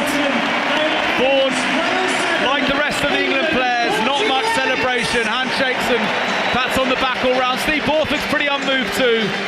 It's the start of a campaign England hope will culminate in the Stade de France, going for a slam on the final day. Loads of rugby to go until then, but they've got Wales out the way. England have won by 48 points to 7. A word from England on England from Matt Dawson and Paul Grayson, then on Wales from Alice Cuthbert. Matt? Yeah, sort of muted celebration from England, because in that second half Wales put them through it, tested them physically, but my goodness me, when England wanted to turn it on today, they were, it looked fabulous. The England fans are happy, I think the England players are happy. Plenty to work on, which is a great positive position for England to be in going into the Scotland game. Grace? Yeah, fantastic in the breakdown, both in attack and defence. The accuracy and the work rate for England to get into good position. So forward to a scrumming and mauling, but happy to run decoy lines so that the decision makers can put the ball into space. First half hour of this Test match, England were excellent. And Alex, on Wales, 48-7. Could have been worse at 29-0. Is that about where you thought this might end up today? I'm not sure. I just think we lacked physicality, we lacked ideas. Our skills were awful. Too many drop balls, penalties. We had, I think, 3 yellow cards. You're not going to win an international game with that many cards against a top quality side. And I think there's still so many aspects of the game Wales need to work on. Defence, their attack. I still wouldn't know how we want to play. I'm just being honest. I'm trying to find the positives, but this week they're going to have some tough conversations going into France on Sunday. Yeah, France roll into Cardiff on Sunday. For England, it's up to Murrayfield, a Scotland side stinging Mark Chapman after losing in Rome earlier. England 48, Wales 7 final score. Thank you, Chris. Chris will go and get plenty of reaction, which you will hear throughout the evening and on the Rugby Union Daily Pod as well. And Alex, from a Welsh point of view, is that the real crux of it? That, look, yes, England are better and stronger, and in the sense of there is a greater strength in depth within the England game, and there are all sorts of problems for Wales. But actually, they didn't do the basics either. Yeah, bang on. They couldn't win a line out, the scrum. I know Dawes wasn't too happy with the TMO intervention, but even a 5 metre tap ends up coming back for a scrum for England. It just nothing was going Wales's way. I didn't like how when they did have opportunities they couldn't capitalise at all. You know, they couldn't go more than 3-4 phases without having to kick the ball back, which shows either a lack of identity in terms of the way they want to attack or just absolutely getting done on physicality wise, and England brought that, and Wales got beat up, whether it was in the breakdown. Welcome back to St James's Park for this second half. Newcastle took the lead, but Brentford hit back. It is Newcastle 1, Brentford 2, and Eddie Howe has responded by making a couple of substitutions at the start of this second half. So Anthony Elanga and Nick Voltamada coming on to replace Jacob Murphy and Joe Willock. Pat Nevin alongside me here as Newcastle just form a huddle and wait for Brentford to take to the field. Any surprise at all with those changes? Biggest surprise is that you and I both got it right. Because at half time we were saying, well, it's got to be Willock and Murphy. Well, it turns out it was both of them. They come off. They've not been dreadful, but they've not been able to impact the game. But it's what Eddie Howe's going to do now. I mean, I've liked the tactical, technical changes that both managers have made in this game. I've understood why they've done it each time. But this is a big call now. Newcastle are basically going to go, what's a 4-2-4? You're going to have two wide wingers, you're going to have Elanga on one side, Barnes the other side. You're going to have Wissa up front with Voltamada, and that's a big job for Tonali to do, Gimenez in the midfield there, but they'll get some help from Hall. Brentford getting us back underway, playing from our left to right, the visitors in their light blue shirts and just trying to cause some confusion in the midfield, but Newcastle come away with it. Newcastle in their traditional black and white shirts, black shorts, black socks, playing from our right to left as we look at things here from our position just above the dugouts at St James's Park. And Nick Voltamada and Johan Wissa, they played together. I was here for the FA Cup match against Bournemouth, and I asked Eddie Howe after the game, how did you feel that worked, the two of them playing together? And he sort of gave a little work to do, but perhaps it is needs must in this one. Well, what's the interesting thing is you think, well, there's big Voltamada, was he 6'5", 6'6", right? And Wissa, so one off the other, and you expect Voltamada to be the one up front, but he's not. He likes playing as a 10, just off a striking player, even though he looks like an out-and-out striker. And actually that's what they're going to do. They're going to ask Voltamada to go a little bit further back and try and get Wissa to go and stretch the game a wee bit, and ask Voltamada to come from a bit deeper. Well, Brentford have a throw-in below us, midway between the halfway line and the edge of Newcastle's penalty area, and Coyote is just wiping the ball down. I think we're going to get to see the long throw for the first time this afternoon. In it goes, cleared by Chiao, and now Harvey Barnes able to launch it clear, looking for the pace of Elanga. Almost got in behind Henry. Vital touch from Henry to just deny the Swede a first opportunity of goal since he come onto the field at the break, and Newcastle winning a free kick. So let me run you through the two teams as they are for the start of this second half. Nick Pope in goal for Newcastle, a back four: Lewis Hall, Sven Botman, Malik Chiao and Kieran Trippier, Sandro Tonali and Bruno Guimaraes in the midfield, Harvey Barnes on the left, Anthony Elanga now on the right, Nick Voltamada in support of Johan Wissa, as Hall picks up the ball in this left hand side and goes long looking for the run of Barnes, but that will be plucked out of the air by Coyote. Straight to the feet though of Voltamada, who's fed Barnes beautifully. Barnes into the area looking for the run of Wissa, gets onto the end of it, is forced to check back though under pressure, finds Hall back to Wissa, and Wissa launches it in. It's fallen to Elanga, who got his first goal midweek. That shot though cut out by Ayer, and it will be an offside free kick to Brentford. So Brentford with Kelleher in goal, a back four of Henry, Ayer, Vandenberg and Coyote, Janelt and Henderson in the midfield with Jensen just ahead of them, Lewis Potter and Ouattara in support of the striker Igor Thiago. What was interesting there is that's the first time, one of the very few times we've seen Voltamada playing in his preferred position, a little bit deeper. First time he got the ball in the kind of pocket there between the strikers and the midfield, he looked fabulous with it. He knew where everyone was. He held the ball well, dragged players towards him, played a lovely little through ball to Wissa, who was in a dangerous position. So, well, you just never know if you're a Newcastle fan. This might work. And Voltamada likes to get the ball to feet, and that's a mistake from Kelleher. Passes it straight to Elanga, who's now running at Henry, gets the cross in, it's deep, and it's headed clear by Coyote, but it's just to Bruno Guimaraes, couldn't quite get it under control. Newcastle will regain possession though on the halfway line, but Botman under pressure from Thiago, forced to go back to his goalkeeper. And it's a really interesting discussion, Newcastle striker options after losing Isak. Wissa was the more like for like replacement, arrived, got injured in international duty, and Voltemada the record signing. A very different type of striker. Yeah, but he had to adapt a wee bit when he came in, because he had to play on point up front himself a little bit. He doesn't like that, it's not his favourite position, but he did a decent job and he scored some goals, Voltemada. But now that Vissa's fit, there is a temptation now and again, and particularly in extremis, to try both of them together to see how it works. And it's been a good start to the second half.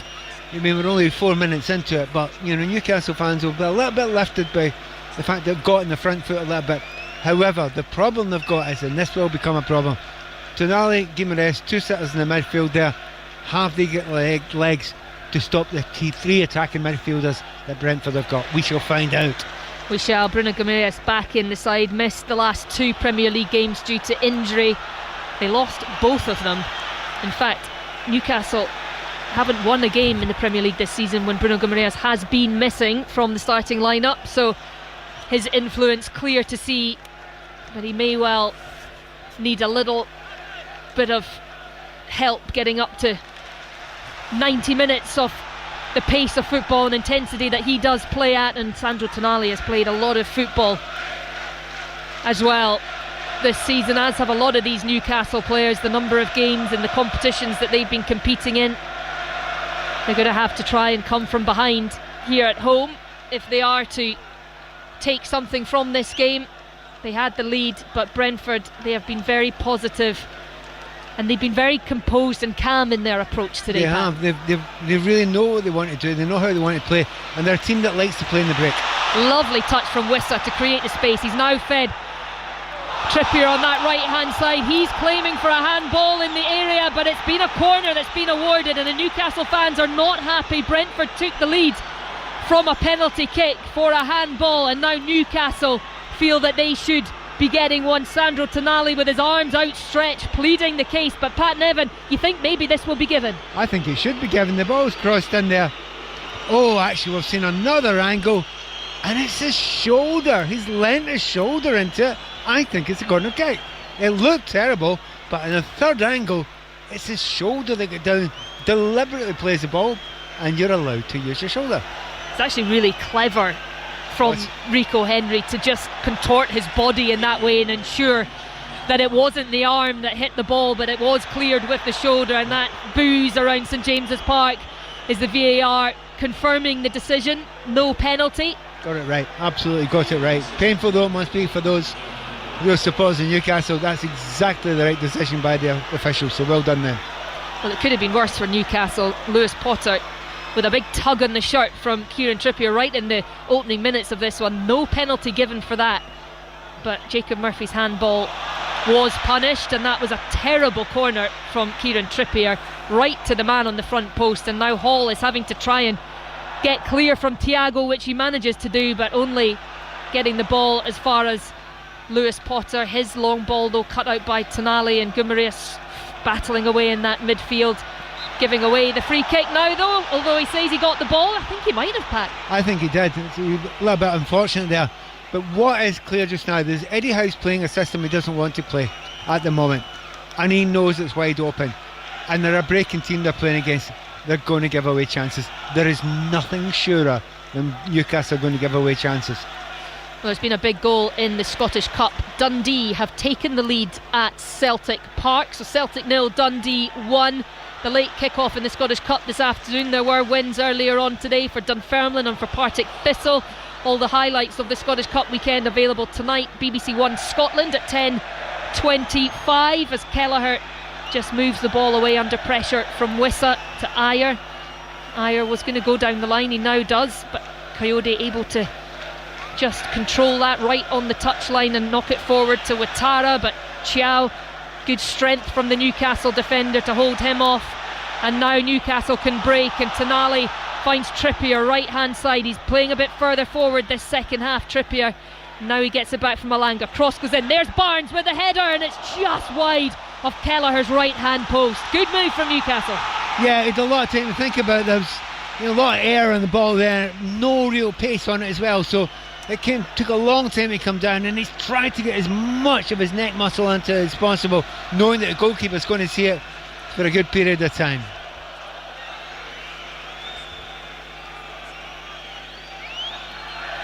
Thank you, Mark. Brentford coming from behind to lead here at St James's Park in this huge game between two teams who now both have ambitions of European football. Newcastle fans desperate to get back there, Brentford beginning to dream that they could be part of it all, and it's been an entertaining start to this second half as the ball is prodded through looking for the run of Wisser, but Kelleher clears that up, picks the ball up under pressure, and Brentford are preparing to make a change. But it's been lively, Pat Nevin. Yeah, and it's been a really good and interesting tactical game as well. In this second half, Newcastle have had to change it. They're almost playing what looks like a 4-2-4 a lot of the time. Now what that means is they're going to get Brentford can break in them, and Brentford are very, very good in the break. What they want is chaos, Newcastle. They've got it. Tonali breaking, but a good sliding challenge from Ayer to stop the ball getting to Wisser. And now it's Brentford who go forward. Janelt, the scorer of the first goal for Brentford, striding through the middle of the midfield, feeds Lewis Potter, cuts onto his left foot, good strike but well blocked by Hall, sliding in, falls to Tonali, and now Newcastle go right up the other end. We thought that this would eventually become like a basketball game, and we are getting that, Pat. Yeah, I mean, I said to you just a few minutes ago before 5 Live joined us that if Newcastle play this way, they will give away chances. That's going to happen. That is already happening just now, because they're flying forward. They're 2-1 down just now. They had to adapt it. They had to be risk takers. Massive risk that Newcastle are taking just now. One of the good things about that, makes it into a really enjoyable spectacle.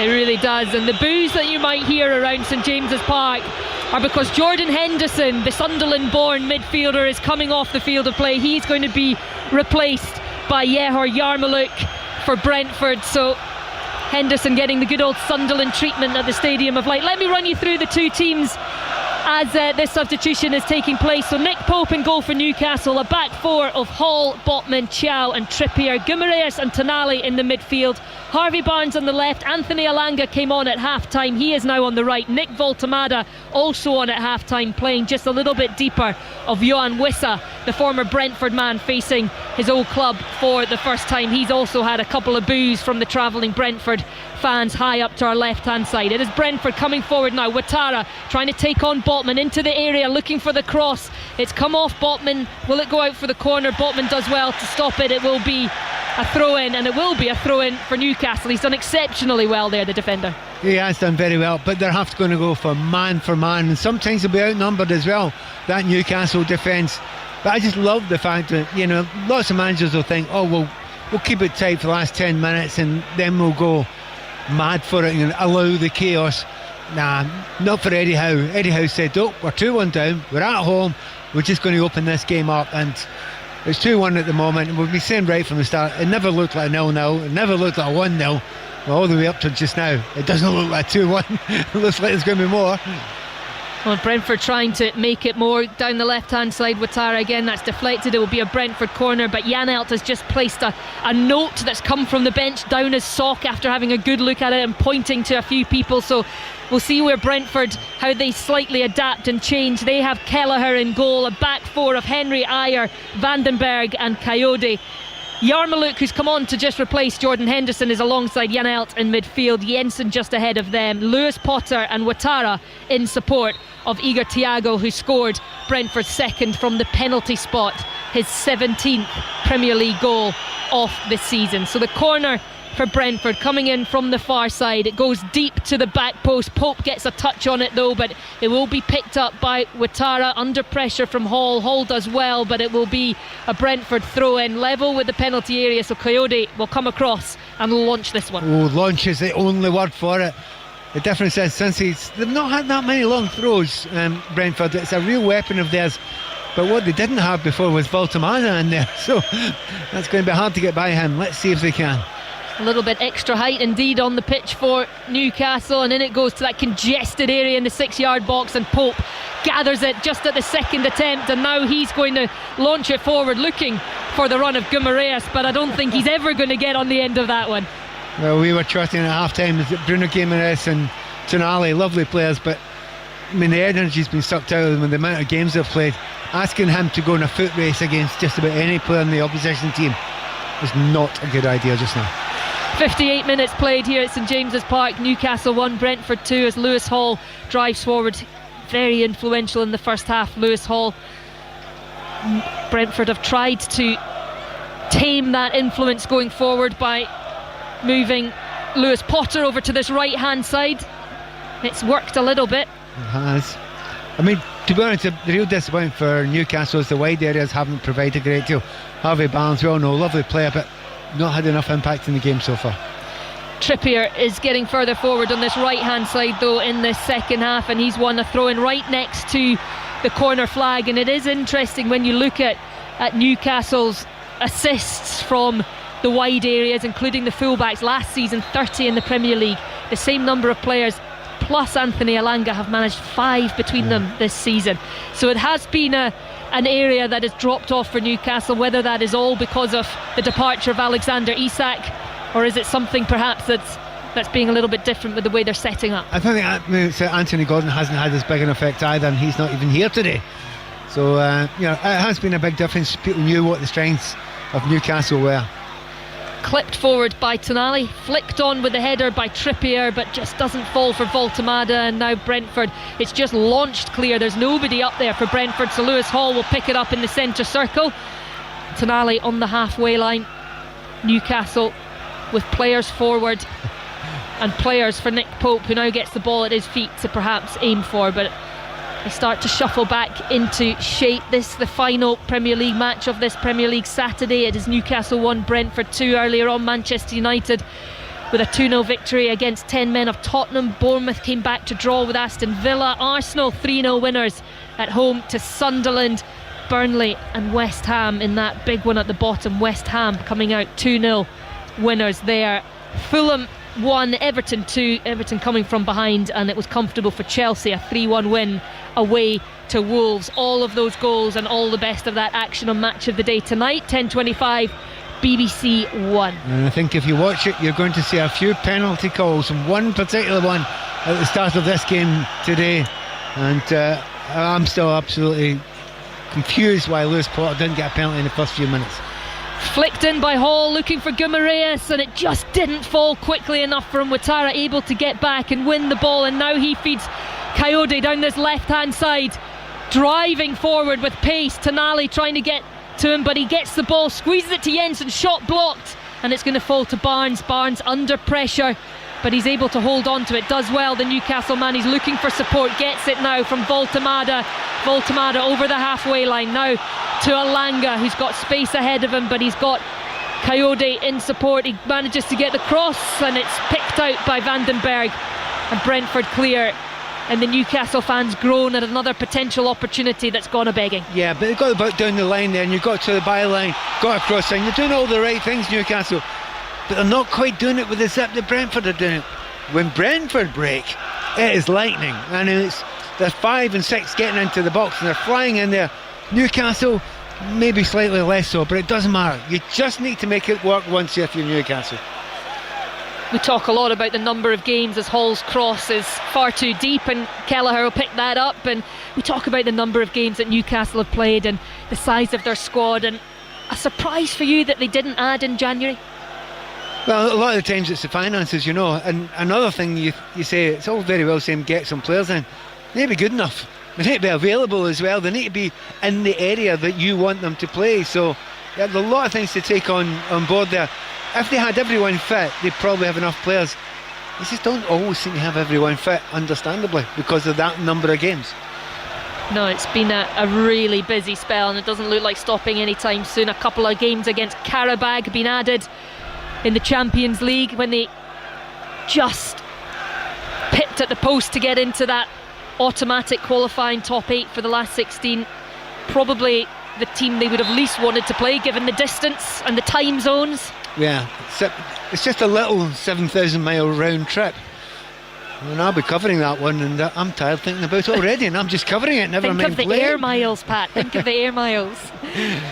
Free kick to Newcastle on the halfway line. It's moved onto this right hand side. Trippier got support from Alanga. Trippier looking for the return to Alanga, not quite on the same wavelength, and now Brentford are able to break again, but that's a loose one, cleared up by Newcastle. Now Guimaraes on the halfway line, twisting away from the challenge of Jensen, and he's got support. Tonali, Trippier ahead of him, but Tonali into the area. Is that a handball? There's a lot of arms in the air, but Barnes has got it. It's actually been given as a free kick to Brentford. Yeah, I think the Newcastle fans are slightly mystified about that. Where we're doing that, there's going to be a change. I wonder if Vissa will come off. That will please the Brentford fans no end if he comes off just now to allow Sola to come on. And by the way, it was a Harvey Barnes handball. It's no penalty kick at all. Yes, it was Christopher Ayer that the Newcastle fans were claiming handled the ball, but it was Harvey Barnes, as Johan Wissa gets sort of a distinct welcome from to be honest, he's been booed from the first minute from the Brentford fans. They're not hiding the fact that they were not very happy at all with the way he left the club. And to be fair, he's unlucky not to score in the first half. There was a great clearance off the line by the left foot of Janelt, and that's all he would have wanted, a goal in this game. However, it has to be said, Vissa has had limited effect in this game, and the two centre backs, both Vandenberg and Ayer, have dealt with him superbly for most of the game. So I think that's the right decision here. Sola's come on, natural goal scorer, still growing into his Newcastle career, but he is a very, very talented player. In the style of Isak, I think. Yeah, he's certainly got pace, and he's physical and strong, and he's trying to run Ayer down the line now, but Ayer able to clear it. He's missed 12 games in the Premier League before coming on as a substitute against Liverpool last Premier League game day with an ankle injury, Will Oshola, so he's a welcome return to fitness for Eddie Howe, the 22-year-old. There was a lot of questions he might move away in January, but I think he'll be very happy to see him still here and available again. He needs Premier League experience. A little bit flaky in some of his performances, in a nice way, over trying sometimes, trying the extreme thing. And I understand that. If you're not getting a game, you think, when I get my little chance, I need to be absolutely brilliant. And sometimes you just do the right things, play yourself into a game. And when Asolo started to do that, he's actually looked a far better player. Well, he has an opportunity now, and he will get plenty of opportunities given the number of games Newcastle have coming up, so he could potentially kickstart his second half to the season very positively if he can have an influence in this game, as Botman finds Chiao, knocks it forward. Voltemada, one-touch football to Tonali, now Guimaraes, now out to Hall in the left edge of the penalty area, just trying to create the space for the cross, but he's got support from Guimaraes, who now cuts onto that right foot, moves it across to Chao, and there's Trippier out wide, but Chao's going to drive forward past Thiago, edge of the area, strike! Oh, what a save by Kelleher. That was travelling from the centre half. He hit that so crisply and cleanly, and Kelleher diving to his right knocks it behind for a corner. Well, for the angle we couldn't see if it was going in, but it looked like it. It was going in, okay, right into the top corner there. Brilliant goalkeeping there. But that's what happens to Brentford when they sit back too far. They can't afford to do that, because you can have a pop from 20 yards, which is exactly what Chao did. Bruno Guimaraes back on corner kick duties. It was his delivery that led to the opening, and he's found Botman again, and that one's just gone wide of Kelleher's post. But that's the corner routine that definitely has paid dividends. Right, let's head into the Scottish Cup. Celtic against Dundee, and Martin Dowden. Dundee remain 1-up, 20 minutes left in the clock. Ethan Hamilton's stunning strike just after half-time has them on course for a massive cup shock here. Will it deliver a famous win? Right now it seems so. Celtic badly struggling. Celtic 0, Dundee 1.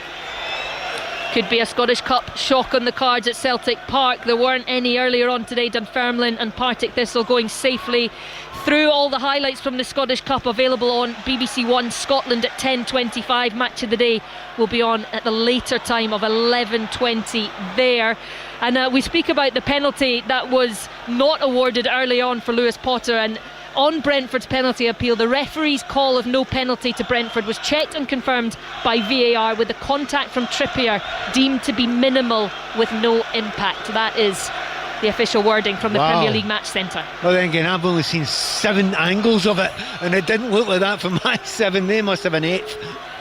Well, at the moment, Brentford still leading, 68 minutes played here at St James's Park, and it is Newcastle 1, Brentford 2, although Brentford disallowed that, or not given that penalty in the opening minutes. That is the reason why they did get one just before half-time, as Hall goes down under pressure from Thiago, and Thiago's going to get a yellow card here, just catching Hall in the air as he jumped for the header.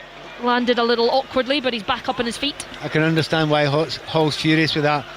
But let's be fair, that's Igor Thiago's game, isn't it? I mean, he needs to use that physicality. He will continue to use it. The thing is, he'll need to just hang off 10-15% now. Yellow card, can't take any chances. Your team are up, the 2-1 up. As I say that, he's smashing somebody at the back post there. Who is it he's having a go? Is it Botman or Chow? Well, the referee, I think, is going to stop it and have a little word with Thiago. Yeah, what's he doing there?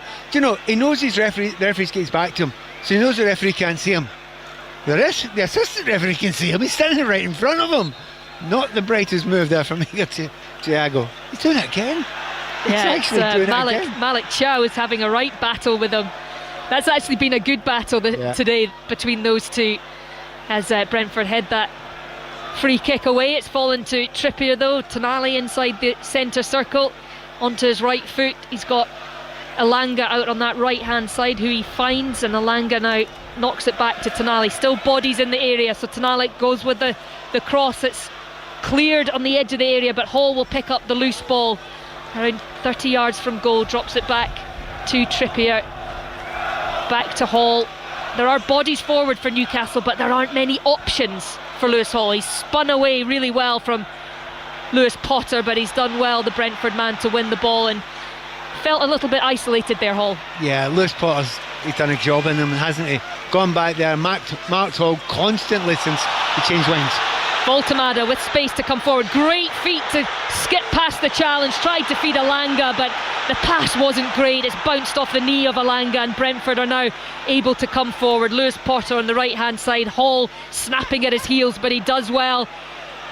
The defender come winger now looking for the ball across the field of play to Jensen, but it's back with Pope. I feel like it would be a bit harsh saying anything negative about Voltemada there. The feet were great, as you perfectly described at the start of that move. See, when you try and play that one too, you're not wanting a pass, you're almost trying to hit a body. Just hit someone's knee and it comes back to you. So I absolutely fully understand what Voltemada was doing there, but the fans were disappointed, but I think that's frustration more than anything else. For me, Voltemada, he's a better player, one off a striker. He looks much better. Yeah, he's certainly given a different dimension to Newcastle in attack since coming on. And it is an interesting conundrum that Eddie Howe has to try and fit the fit players that he has into his side game after game and try and get the best out of them whilst keeping them as fresh as possible, which is no mean feat. They haven't had a midweek off in 2026 yet, and they don't have one in the month of February either, so it is a gruelling schedule. One of the other problems they've got, we're talking about the wide players in Newcastle, usually very, very strong, and certainly Elanga's got lots of pace, and Barnes is a very good player, but the two fullbacks, Henry and Coyote, they are lightning quick, and they've given nothing away today. Big part of Brentford's game is the fact that those two players can be left 1-on-1 and are very rarely beaten.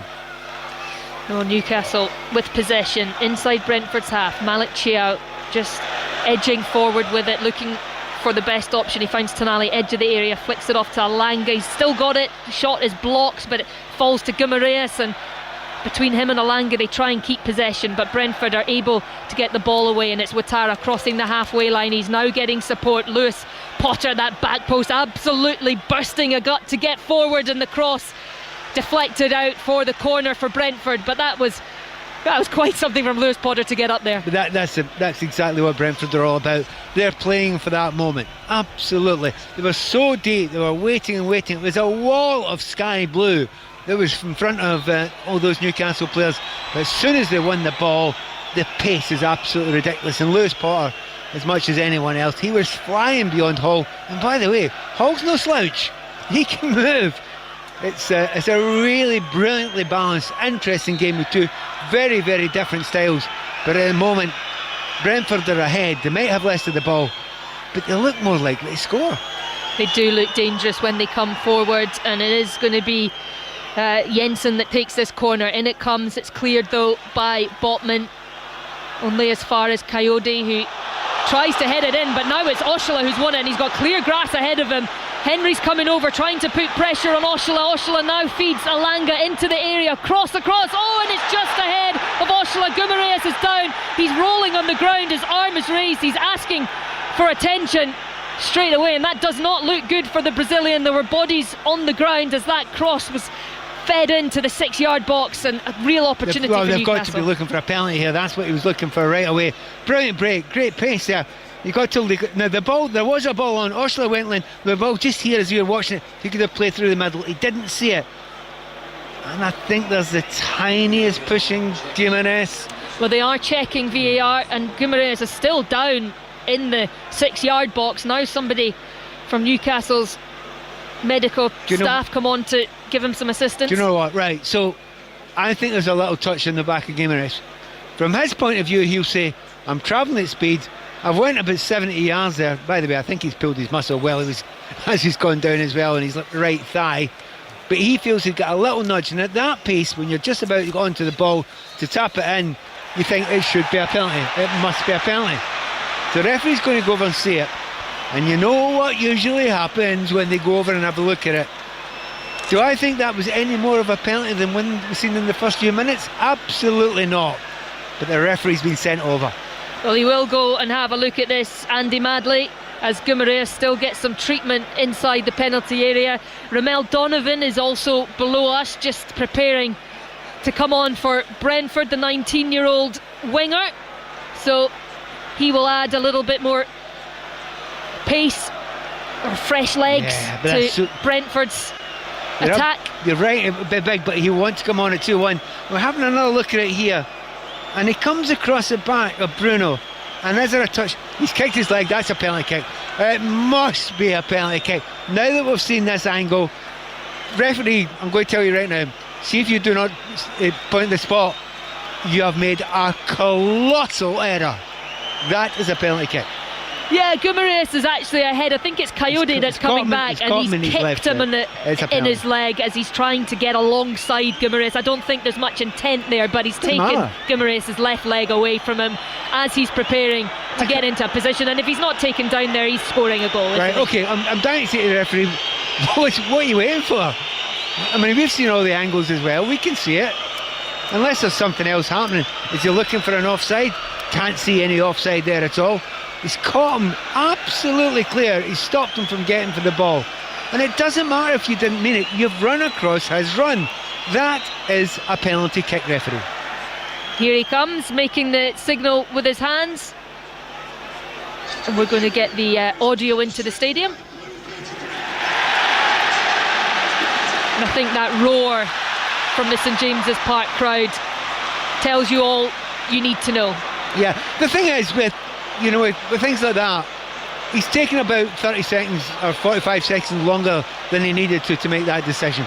Look, the evidence was there, and it was very, very visual that you could see it there from the angles that we were seeing. We were seeing the same as him.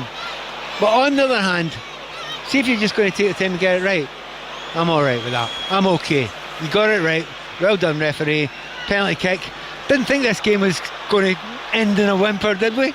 Absolutely not, as a couple of Newcastle players just stand around the penalty spot. It will be Bruno Guimaraes who places the ball onto the spot.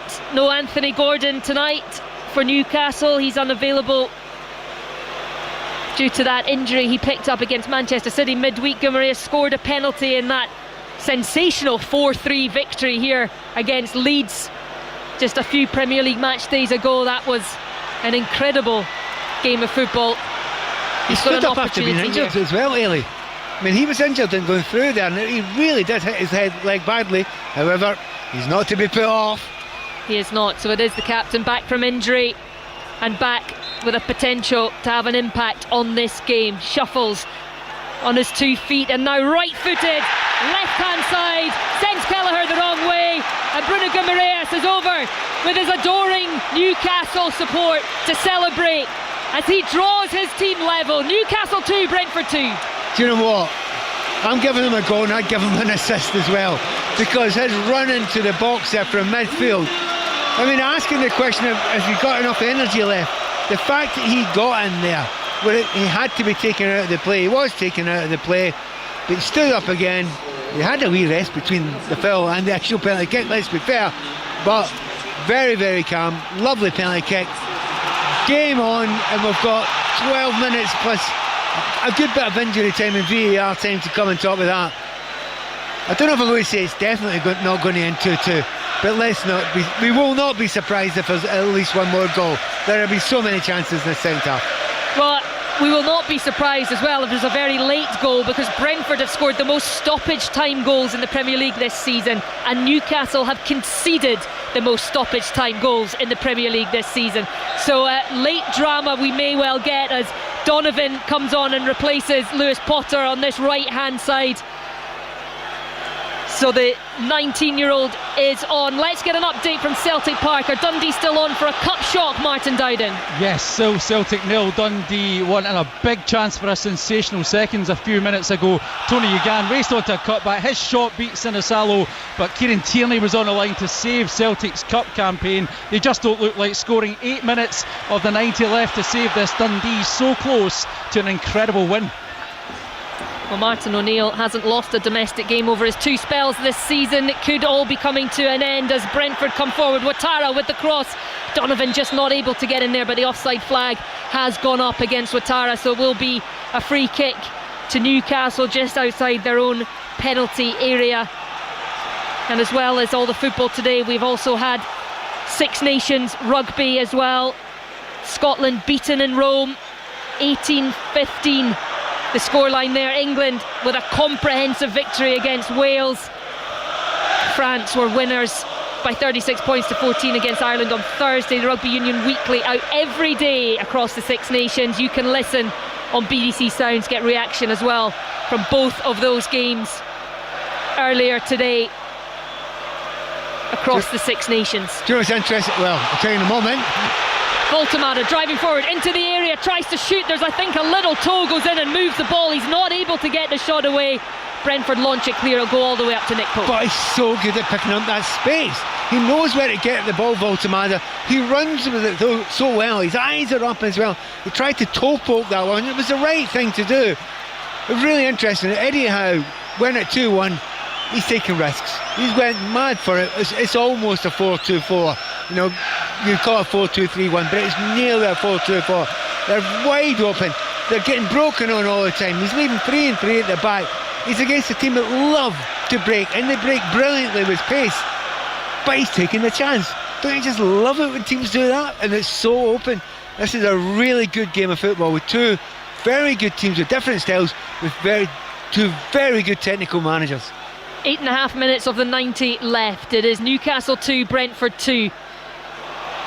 On Radio 5 Live, Pat Nevin alongside me, and it is going to be, I'm sure, a very entertaining and high octane end to this game, as Harvey Barnes thought he'd won it right next to the corner flag, but free kick to Brentford awarded, much to the disgust of the Newcastle fans down in that corner. And well done, Harvey Barnes, though. I mean, his second favourite. He's never going to beat Coyote for pace. It's not going to happen. But he chased, and he kept on going, and he kept on going, and he asked the big question. He was unlucky in the end. He didn't actually get the free kick out. But you watch the player like Harvey Barnes, who's not had a massive impact in the game, and he's been marked out of it for long periods by Coyote and Lewis Potter before him. But he's not giving up. There's a real spirit about that Newcastle team just now. That is one thing you can't say about this Newcastle team here at St James's Park, is that they do not lack spirit. They certainly do. And now Barnes has won a loose ball. He's driving forward. He's got support from Oshla, left edge of the penalty area, just cuts it onto his right foot, looking for options, doesn't have many, under pressure and loses out. Now Donovan with a chance to go down the line, but Oshla does well to keep the pressure on and win the throw in, which there's 3 players trying to take at the moment, but it is Hall who takes it. Tonali just taken late by Donovan. It will be a free kick for Newcastle. Do you know when Oshla was on the ball there, and in the end he didn't do anything with it, and he lost possession and chased it back. Oh, wait a minute. Hall now loses possession. Thiago driving forward. He's got options to his left. He takes the one from Jensen. Now Ouattara left of the penalty area on the byline, cuts it in, looking for Donovan Tonali. Great recovery run from the midfielder, able to just knock that ball away from Donovan, and Pope is able to clutch it. Do you know, it's been really noticeable since it went to two midfielders, and it's just, you've got the two players in there that like playing together these days, and Tonali and Bruno. They look great together as a two. They really understand each other. One goes, one stays, one covers. There's a brilliant understanding, and on that occasion it was Tonali covered what would have been an almost certain goal by running back about 60 yards and cutting out the cross. Yeah, he's had a big part to play in Newcastle's successes since he's arrived. Sandro Tonali, a big fear that he could be off in the summer. A lot of murmurings about where his future may lie. Suggestions the likes of Arsenal and Manchester City could be looking at him, but he is such a big player for Newcastle, and as much as he's taken criticism for perhaps not reaching the heights this season, the work rate is incredible. Fans love him. The fans love you. There's generally a reason for it. It's because you're putting the work rate in. You know, good technical quality, which he's actually got just now. I mean, honestly, this game, there's so many players that could win this game. Just watching the way Brentford, all the way through the game, even when they went 1-0 down, I never thought they lost confidence and belief that they were the better team, they were going to win it. Just seen one or two wee wobbles in the last few minutes because Newcastle have got up ahead of steam. But we're into the final 5 minutes of the 90. We are level at 2 apiece. Brentford with an opportunity, releasing Ouattara, first time effort, and that will be potentially the goal that seals it for Brentford. And there are scarves being thrown in the air down below us from the bench. The Brentford bench are out celebrating. One ball over the top, an absolutely brilliant strike from Ouattara right across Pope into that far corner. And Pat, you said that they were looking for someone who could win it. Ouattara would have been up there on your list. What a goal that was. Brentford, it is now Newcastle 2, Brentford 3. Well, right from the start of the game, he'd been at the top of my list. I think it was Yarmouk who played the ball through. And it is one of those balls that it looks dead simple, and it's not. It's bouncing, it's high. He has to take it in a volley, but he cushions it over the top of the centre back. And Ouattara, he's got a lot to do still. He takes it on the half volley, keeps it low, and I think it goes through Pope's legs. But the ball through to him there was absolute genius. And I just watched Yarmouk after he played it. He had the look of like the most casual man in this place. Like, they've never looked as if they're worried about it. They really haven't. And once again, they've taken the lead. Yeah, it did go through Pope's legs. I didn't see the touch from Pope. There was a player blocking my view. I thought it was straight into that side netting, but it came through the legs of Pope, and that's Ouattara, 2 goals in 2 games now in his 100th Premier League appearance this afternoon. Scored the winner against Aston Villa last week, and he's now scored what could potentially be the winner here at Newcastle this afternoon, as Dan Burn and Jacob Ramsey below me ready to come on for Newcastle, and Brentford will also bring Mikael Damsgaard on. He's replacing Matthias Jensen in midfield, and he's another dangerous player, Damsgaard. So Kieran Trippier and Sandro Tonali, the two to come off and make way for Newcastle. And what they'll do now is absolutely stick on it. Then big Dan Burn, we'll see where he plays. He'll end up at centre forward at one point, but you could put him at left back in this sort of area in left back. You'll get Hall going over to right back to hammer down that line there, and that means you've got plenty of different options you've got, because you know that Hall's going to fly forward whether he's right or left. Dan Burn's a left back, but he's a left back come left wing, come centre forward, come absolutely everything when you're in dire need. So be ready for a grandstand finish. There's not long to go. It's one of those games where it's absolutely flown by because there's been so much happening. It has indeed, and we're into the final 3 minutes as the cross from Hall comes in, and it's cleared just before it gets to Voltamada's head. And Oshla now battling to try and keep possession, but Brentford have it and they launch it into Newcastle's half. Chiao's going to have to scamper back, which he does to clear, and Brentford with that lead at the moment, and they have never done a Premier League double over Newcastle in a single season. They were 3-1 winners at the G-Tech earlier in this campaign, and they could well be on their way to a victory here. They last did a double over Newcastle way back in the 1934-35 season. I don't think they were always in the Premier League or the top league during that period. Byrne out to Barnes on this left touchline.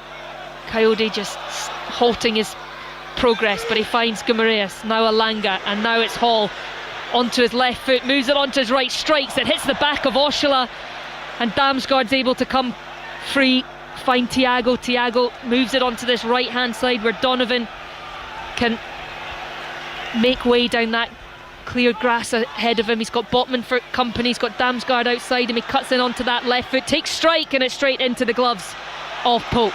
I had a wee look down there at Keith Andrews thinking, do you want him to take into the corner?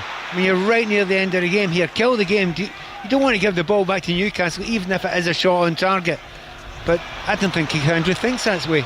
He'll love to see his team attack and try and create goals. And they're coming forward now through Coyote, who falls to the ground, wins a free kick around 25-30 yards from Nick Pope's goal, and we are on course, Pat, here. The average goals per game in Premier League meetings between these two sides is 4.1. Yes. So we're right on target. Yeah, well, we're fine at the moment, but I mean, I've got my staring down at the fourth official just now. In about 20 seconds time he's going to tell us how long there is to go, and I've got to think it's got to be 6 or 7 minutes. You know, a lot of changes, a couple of injuries, a few VARs as well. Any less than 6 or 7, and 6 or 7's plenty of time here to get definitely another few chances. Well, here's a chance for Brentford. It is Damsgaard over the free kick, and we have 9 minutes added. Wow. As Damsgaard puts the free kick into a dangerous area. It's gone all the way through, though. That was begging for a touch. It was brilliant ball, so hard to defend. And I think it was Voltamada when the player put his foot out there and took a little chance, never connected with it. But 9 minutes, that should give Newcastle a lift. It's a long time in a game like today. And the referee's going to go to his back pocket again, and rightly so, for Janelt. Yep, yellow card for Janelt, giving away the free kick just right in the middle of the pitch. It was a pull on the jersey of Ramsey. So he's given yellow card for pulls now, is he? That is in reference to a penalty that Brentford feel they should have had early on in this game, the opening minutes. It will be, I'm sure, a contentious discussion on Match of the Day later on this evening as Brentford try and go clear, but Bruno Guimaraes is there to clear things up. Just looking at it just now, they're playing everything long, but they've got a height and the power up there just now. It's one-touch moves at the moment from Newcastle. Get it in the mixer. Try and get it in the mix. It's Dan Byrne with it, and his left-hand side he's got Oshola for support. Now Guimaraes, and Keith Andrews is making all sorts of gestures and instructions down below us as he tries to ensure that his Brentford team see this one out, and this would be a first victory at St James's Park since their first ever meeting back in 1934. 10 games without a win here in Newcastle, and Newcastle have won 9 of them. Hall takes the free kick quickly. Alanga right into the penalty area, cuts it across, and the shot is just pushed wide. I think it was Oshola that was in the box there. Yeah. Malik Chow it was, up from the back. Do you know what was a surprise to me though? They took that early, and I thought, what are you doing that for? Everybody in the box, and I couldn't get the words out. Well, it was the right thing to do. Played it early. They got to the byline, in the middle to Oshola, and a striker on good form there. Oh, was it Chow, did you say? It was Malik Chow who come up from the back. Well, you want your striker in the end of that, don't you? Just wide of the post. It was a bit of a shame that, but plenty of time. Newcastle still attacking, still getting into good areas. We've played 2.5 off the 9 added as Kelleher launches that one into the night sky, won by a Newcastle head, but it will go out for a throw-in. I'm sure Rico Henry will take his time finding the ball and making sure that it's white down before taking this throw-in. The referee just telling him to hurry up. It's first time wasting we've seen. We haven't seen much. It's just not happened at all. The players have just got on with the game. They've kept on going at a very, very good pace. That's one of the reasons why it's been exciting. Hall just managing to skip away from a few challenges The referee gets in the way, but let's head to Celtic Park. There's been a goal. Martin Dowden. It's the last seconds of injury time, and it's an equaliser for Celtic. It was Sebastian Tenecti danced down the wing, cut the ball back, and there was Junior Adamu, his debut, and a goal for Celtic. They've saved their cup campaign. Well, that one will be heading to extra time, and what a way to announce yourself at Celtic Park. Newcastle giving away a free kick midway between the halfway line and the edge of the penalty area. Brentford an opportunity to launch another attack and try and make this game safe as we head into the final 5.5 minutes of the added on 9. By the way, Newcastle are furious, and I think they're right to be. Hall was fouled over the far side there. The referee let it go on there, but they didn't get any help from it at all. Same thing happens with Brentford. A foul, he lets it play on, and then when it stops, he gives Brentford the foul. Newcastle don't understand why they didn't get one. Well, Brentford's free kick, it's down this right hand side with Yarmouk now, tries to get the cross in, it's blocked. It will be a throw in right next to the corner flag. Brentford leading by a single goal, and it's been a fascinating encounter between these two sides. Newcastle 2, Brentford 3, and Coyote coming across here to try and launch something into the penalty area and see if Brentford can make this game safe. Well, they're not putting all the centre backs up this time, understandably so, but there's still plenty of light blue shirts in there. And in it goes, but it's Voltemada at the front post, but it's a free kick to Newcastle anyway. I think it was a tug perhaps on Voltemada's shirt as he headed that one clear. So Newcastle with a chance to get the ball up the other end and try and cause some chaos of their own. Pope takes it short to Botman.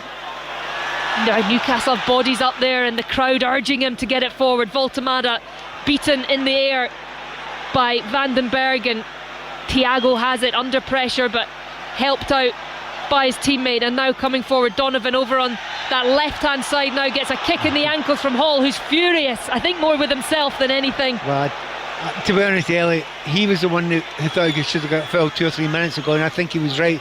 He should have got one. And on this occasion, he didn't think there was much in the tackle there. And he's not getting a yellow card for the foul, he's getting a yellow card for a reaction. And his reaction, when he turns around to the referee, well, you just can't do that to a referee. No, but actually on the replay, you can see he did get a good chunk of the ball. But honestly, the referee's going to let him away with it. But the reaction to the referee, well, if he was considering it, that made his mind up, I think. So another opportunity for Brentford to get the ball into the area. There are numbers up there, the height of Thiago, Vandenberg. Newcastle fans unhappy with how long it's taking for this ball to be played in. In it goes now, it's heading towards Byrne, who wins it at the back post, but the flag again is up. It will be a free kick to Newcastle. Brentford not making the most of these opportunities in these dying minutes of the game. What they are doing, Ellie, is they're killing the game, haven't they? A couple of throw-ins, corner kick, free kick. They're taking 30 seconds to take every one of them, and they've just not allowed Newcastle to get a head of steam up in this last period. Lovely 1-2 with Damsgaard and Thiago. Damsgaard now got it on the right hand side, plays it back to Yarmouk, gets it back from the Ukrainian. Brentford happy just to keep the ball in the touchline area, close to that corner flag, but Byrne gets a toe in to win it, and now it's out for a Newcastle throw right next to the corner flag. Is exactly where Brentford want Newcastle to be, in their own half, deep down near that corner flag. Yeah, they've managed it brilliantly, Brentford, absolutely brilliantly. Thiago picks up the loose ball, edge of the box, finds Damsgaard, a little spin, but he's quickly closed down, wriggles away from the challenges, and now puts it in to find Janelt, the goal scorer. That cross is blocked though, and Brentford again though will pick up the loose ball before Alanga can get onto it and play it back to Kelleher, who just launches it to where all the Brentford players are still up the field to play. Donovan under pressure and again wins a free kick from Lewis Hall. I don't think Newcastle fans are very happy with the referee just now. Every time Hall gets near somebody, the player falls over, gives a free kick. I think the referee and Hall are not seeing eye to eye just now, and it's once again, it's killing the game, it's slowing it down, it's not allowing any momentum whatsoever for Newcastle. They've had 9 extra minutes, and to be fair, they've had 1 attack, and that's not what you need, especially at home. 3-2 down. There's a minute and a half of that 9 left to play as Donovan wriggles away from a couple of challenges and gets the ball back. Lovely 1-2 into the area. He crosses it, Thiago dummies it, but there was nobody behind him, so it's cleared by Newcastle. Launched forward, Oshola just trying to get beyond Ayer and Coyote, who between them do well to clear the danger, and Ayer looking for the run of Ouattara, but that's going all the way through to Nick Pope. And the referee Andy Madley, the last time he was at St James's Park was that game that we covered, Pat, against Chelsea, and I don't think the Newcastle fans were very happy with him that day. They're not awarding a penalty they felt they should have had. Yep. It's going to be more than 9 minutes, but Newcastle just cannot get the ball down, cannot get across in, and here they come again, Brentford. Damsgaard feeding Ouattara, edge of the area. Lovely shift onto the right foot, takes a strike, and that's tipped over by Pope, or it's gone all the way over without a touch, so it will be a goal kick. But that was a real opportunity, and Damsgaard's made a difference since coming on, just controlling it.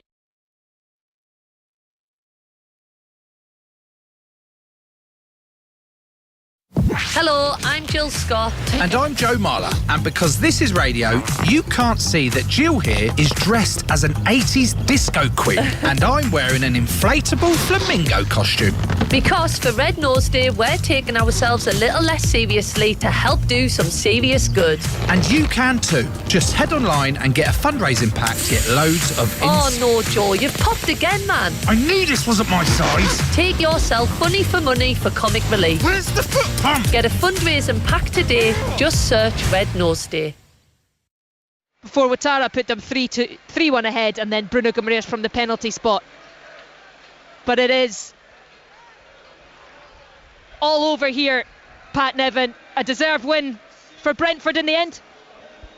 Yeah, I think it was. They played a really intelligent, sensible game all the way through. Never looked to me as if they lacked any confidence at all, even when they went 1-0 down. But by the end of the game, they managed it brilliantly.